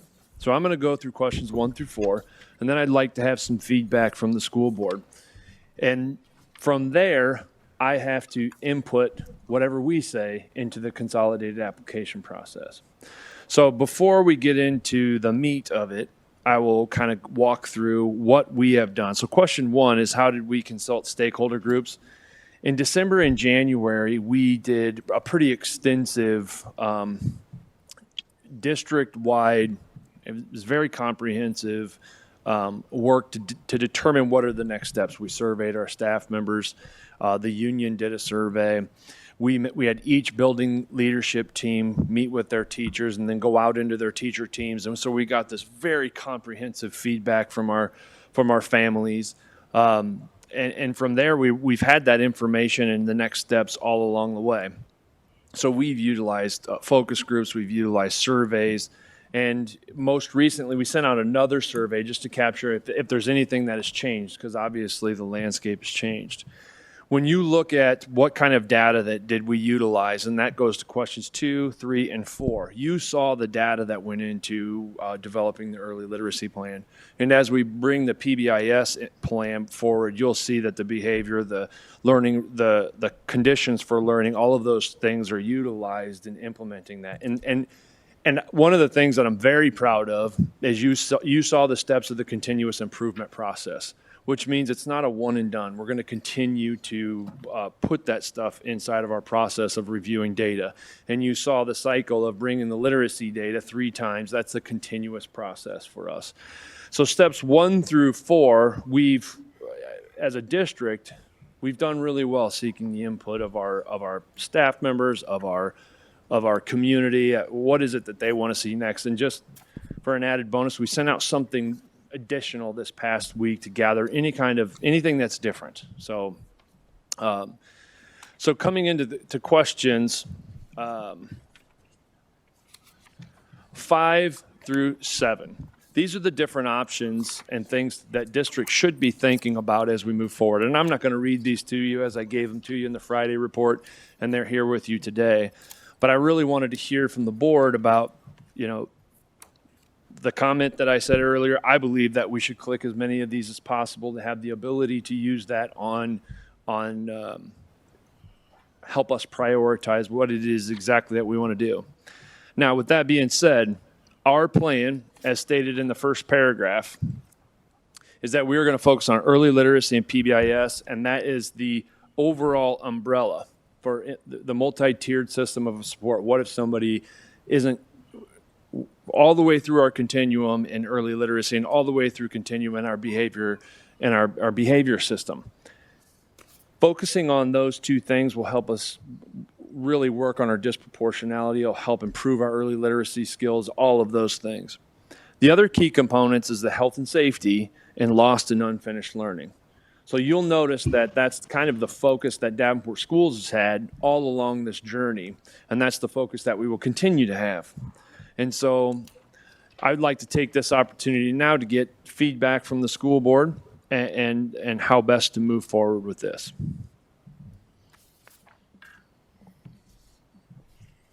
Mr. President, Director Potts. I agree with the superintendent. Fill that thing out generically. I don't think we should spend any of this money, though, on something that is a continuing expense because it won't be there later. I also think we should consider a portion of these funds to be spent on those, because not only did lower performing students suffer, higher performing students suffered. They missed out on opportunities. They missed out on expectations or experiences. So maybe we need to look at a way to also address the needs of some of those kids who are in the higher performing groups. Thank you, Director Potts. My understanding is if you checked all of these things, if we were to, change course and do, it would still come to the board for approval, right? Yes. Okay, so then it could be like, well, no, our focus is supposed to be this. I think it's important. That's an excellent question. And I think it's important for us to know that the board is strictly focused on PBIS, early literacy, health and safety, and lost learning. And so really, this is how we plan to utilize it according to the state. But what is strategically being brought before the school board is, what are we doing for early literacy? What are we doing for PBIS? So to give an example to your point, if we were going to upgrade all of our HVAC systems, that would not happen without going through our discussion, and I'm not saying we're doing that. That's just an item that is allowable here.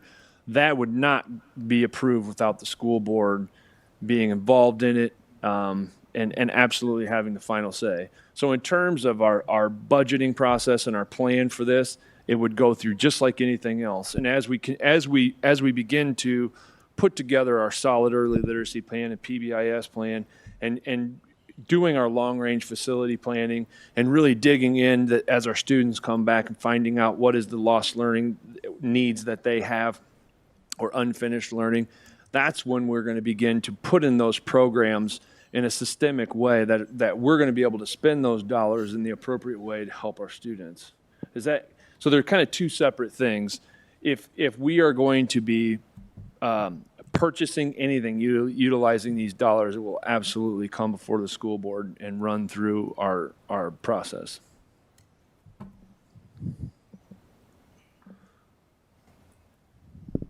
Director Hayes. Superintendent Snackloff, would that be everything or just the $50,000 threshold?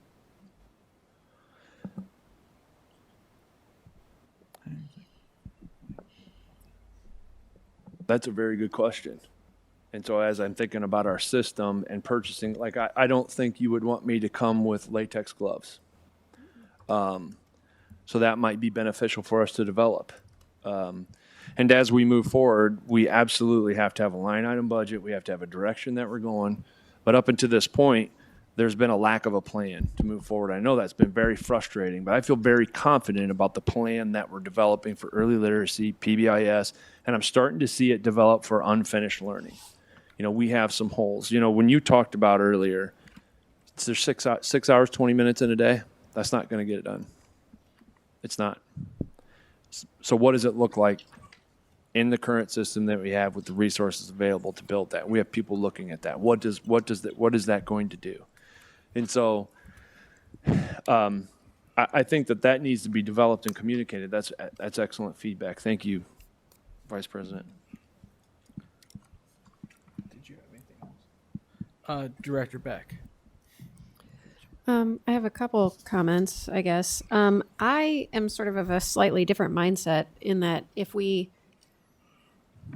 I think of things that are not ongoing programs or ongoing programs, I think of maybe this is an opportunity for seed money to jumpstart something.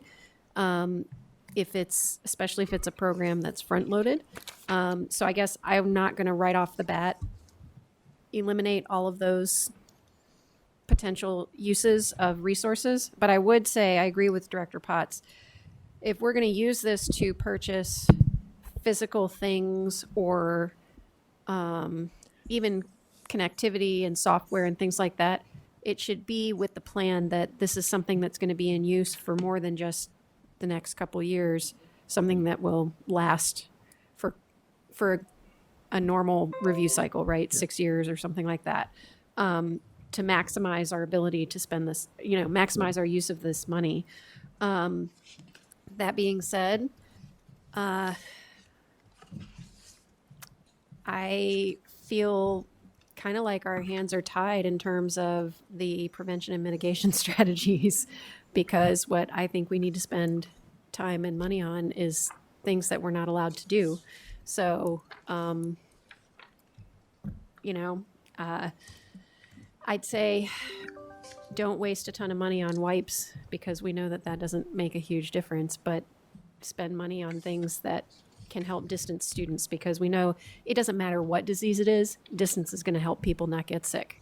So, if we think long-term like that, we can build it into our long-range planning, and we can think about, the seasonal flu and the common cold and things that otherwise would normally, the stomach bug that gets kids out of the classroom. Otherwise, things that would normally lead to, missing school days. Thank you. Director Poston, did you have something?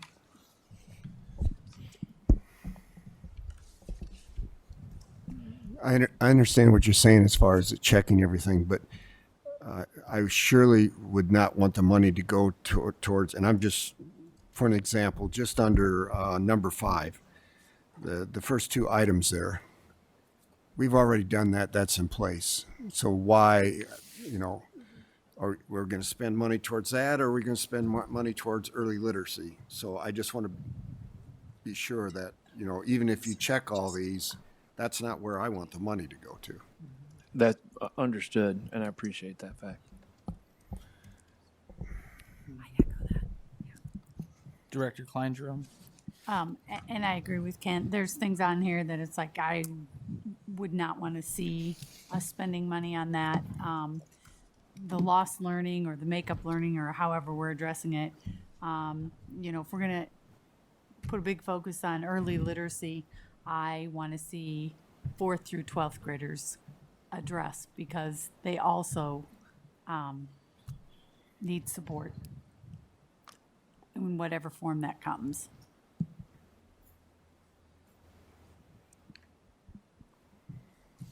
Director Potts, did you have anything else?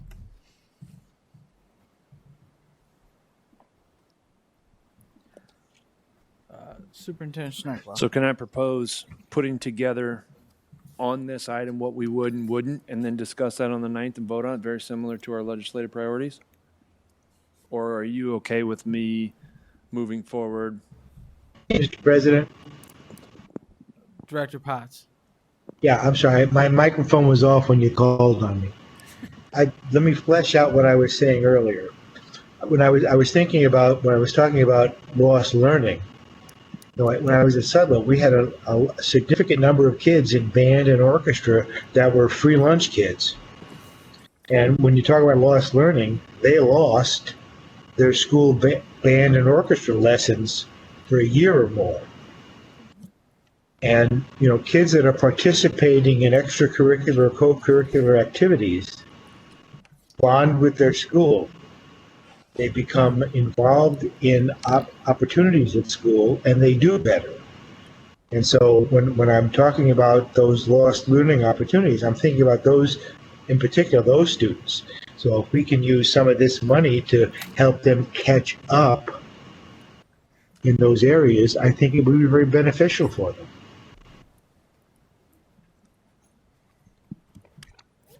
Thank you, Director Potts. Mr. Superintendent, you had something else you wanted to add? Nope, that was it.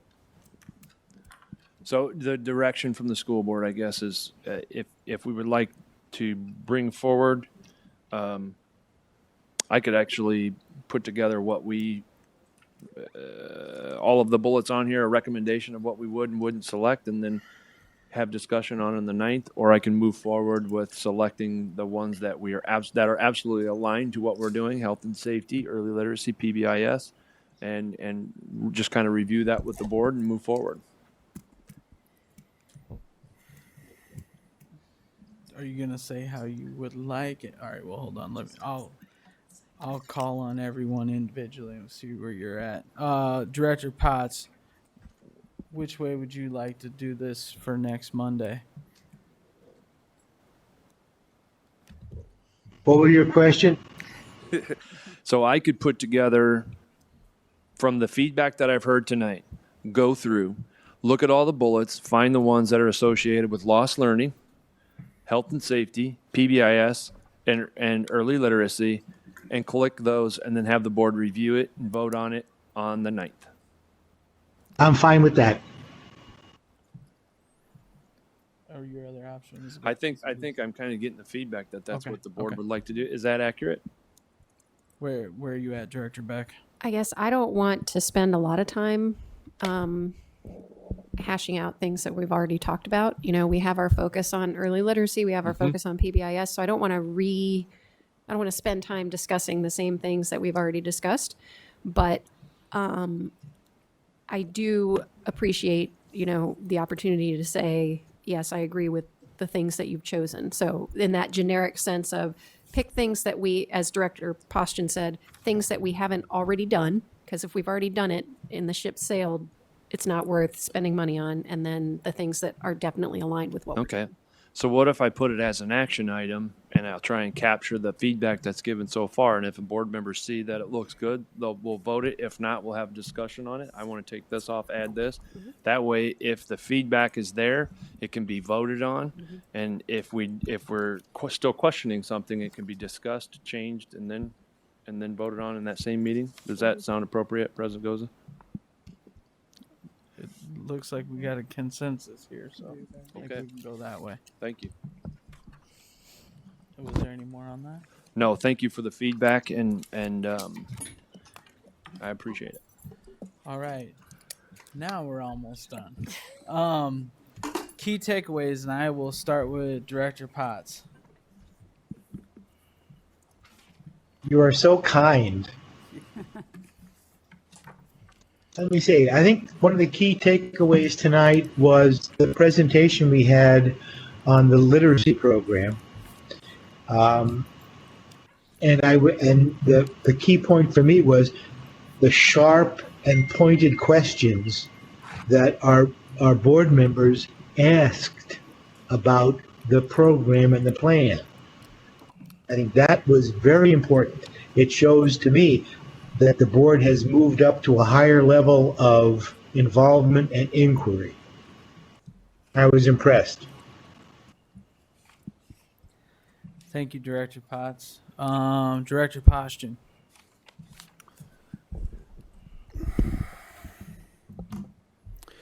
Well, I just like to thank the ladies that made the presentation on early literacy. We hit them with a lot of questions, and they did a good job of answering the questions. I think this is such an important issue for our, not only for our district, but for our community. And so I appreciate their presentation and all the work that the rest of the staff has put into this. Thank you, Director Klein Jerome.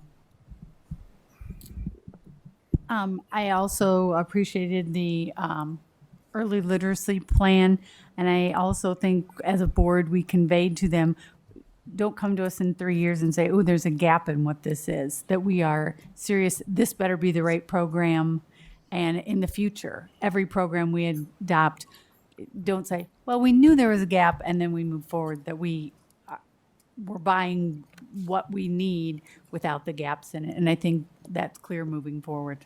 So I think that was good. Thank you, Director Hayes. I like the early literacy presentation. I think we all did, but I also like, I always enjoy the workshops when we can all kind of come together and voice our opinions and actually learn something from the ISB. Thank you, Director Beck. I appreciated the early literacy presentation. It demonstrates sort of what we've been trying to model and we've been talking about for the last year with all of our workshops is, here's our goal, here's a plan to implement and reach that goal. And, the questions that we're prepared to answer the questions that we know you're going to ask. And so the presentation was informative. It was clear. It had a lot of information in it. Everything was linked out that actually worked, and I really appreciated that. And they handled our questions very well. And I also appreciated their willingness to take our feedback in terms of what we thought would help in the future, or things that in the past have not worked as well. So I am happy. I really appreciated that. And I also liked the workshop too. But Superintendent. The workshop was fantastic. There's an underlying theme, and I am so energized by it because I see it. I see it changing. I see. You heard tonight examples of silo. You heard tonight examples of, well, we don't have a say in things. Anybody that's been associated with this district knows that there's a disconnect between the teachers and how information flows. I heard a board that's very connected to that and asking very clear questions. And I heard an administration responding to that. Well, let's build a system that incorporates that voice, because there's no other way that we're going to get to the results that we have if from our paraeducators, our secretaries, our teachers, our principals, and central office staff aren't all rowing in the same direction. And that is a hard system to do, but it's the right way to do it. And it takes longer. It takes more time. But I see questioning lining in the right direction. I see administrators, central office, listening to that feedback, and we're moving in the right direction. And I'm very energized by that. What I see coming from our new cabinet is exciting. It's energizing. I'm very optimistic by what I heard tonight and what I saw. There's no silver bullet or anything like that, but through collaboration, through asking the right questions, I know that our leadership team and our teachers know that we're going to be held accountable by our school board. And that's a result of what's happened over the last 3 to 5 years. While that might not have been we might not be responsible for those actions, it's our responsibility to move forward. And that's what I'm hearing loud and clear. So I'm sorry for the lengthy part at 9:15, but I really felt that all meeting long. Thank you for asking. Thank you. I did enjoy the workshop. It was nice to see where we originally did one and then where we were at tonight. We were all pretty aligned with what we're working on and the goals and stuff like that. So that's always good. The early literacy presentation, I greatly appreciate that and all the work that went into that. And I do apologize for cutting off the questions until the end, but sometimes I think when we do that, we get sidetracked away from it, and we need to get that part of it done because they might answer some of the questions, and then that way we have a lot better discussion at the end. So I do apologize, Director Klein-Jerome, for kind of cutting you off mid-sentence because I know I'm going to hear about it later. So but publicly I apologize. So I think it went pretty good. All in all, again, I'm huge on plans. I loved it. They came. This is what we want to do. Here's the plan. I am a little disappointed they didn't include the teachers, but I believe they took that feedback because it's very hard to not include someone that you're going to put the majority, the bulk of the task on. It's very hard to do that. That would be like me in my day-to-day job saying, hey, go out and cover that pipe or do something that I wouldn't do and didn't know how. Not saying they don't know how to do it, but it's just, you're going to do all this because I expect this of you, but I'm not going to ask for any of your input. And I think that's where we get a huge disconnect between our administration and all of our support staff. And I think you did a great job saying what you had said about that. With that, I will entertain a motion to adjourn. So move. Is there a second? Second. All those in favor? Aye. Meeting adjourned.